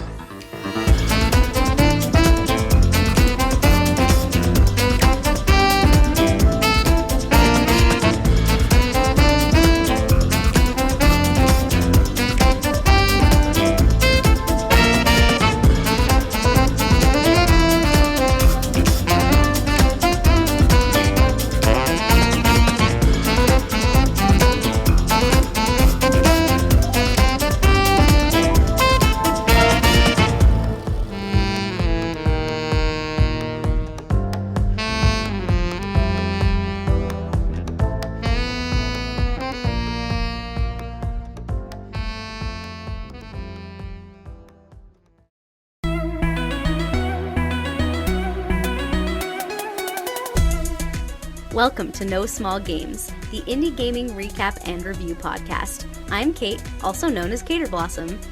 And I'm Emily. You might also know me online as The Specific Egg. And we met streaming and playing video games on Twitch. At No Small Games, we combine our favorite genres to experience everything the indie game world has to offer and share it with all of you. We believe there are no small games, only small game studios.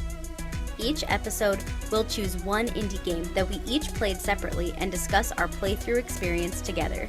The good, the bad, and our most memorable moments. We'll follow our recap with a review and announcement of which indie game will be featured on our next episode. We invite you to play each game along with us and would love to hear from you about your playthrough experience. Hey, Kate. Hey, Emily. I hope that No Small Games brings everyone some big fun. Welcome to Bits of Time, where we ask you the simple question, is this video game worth your time? And we're two brothers having a conversation about a game and why we loved it. Or a difficult discussion about why I didn't or we didn't beat a game. So I hope you join us. Because it gets pretty wacky sometimes with the questions we ask each other, and maybe a little heated every once in a while too. If you plan on sticking around, you'll be getting 2 episodes each month, the first and third Wednesday. We also have a brand new debate-focused series, so if you want to be a part of it, join us. Yeah, join us. Or, reach out, get in contact with us, and maybe you could be on the show with us and debating all kinds of things, granular or not. We'll see you then.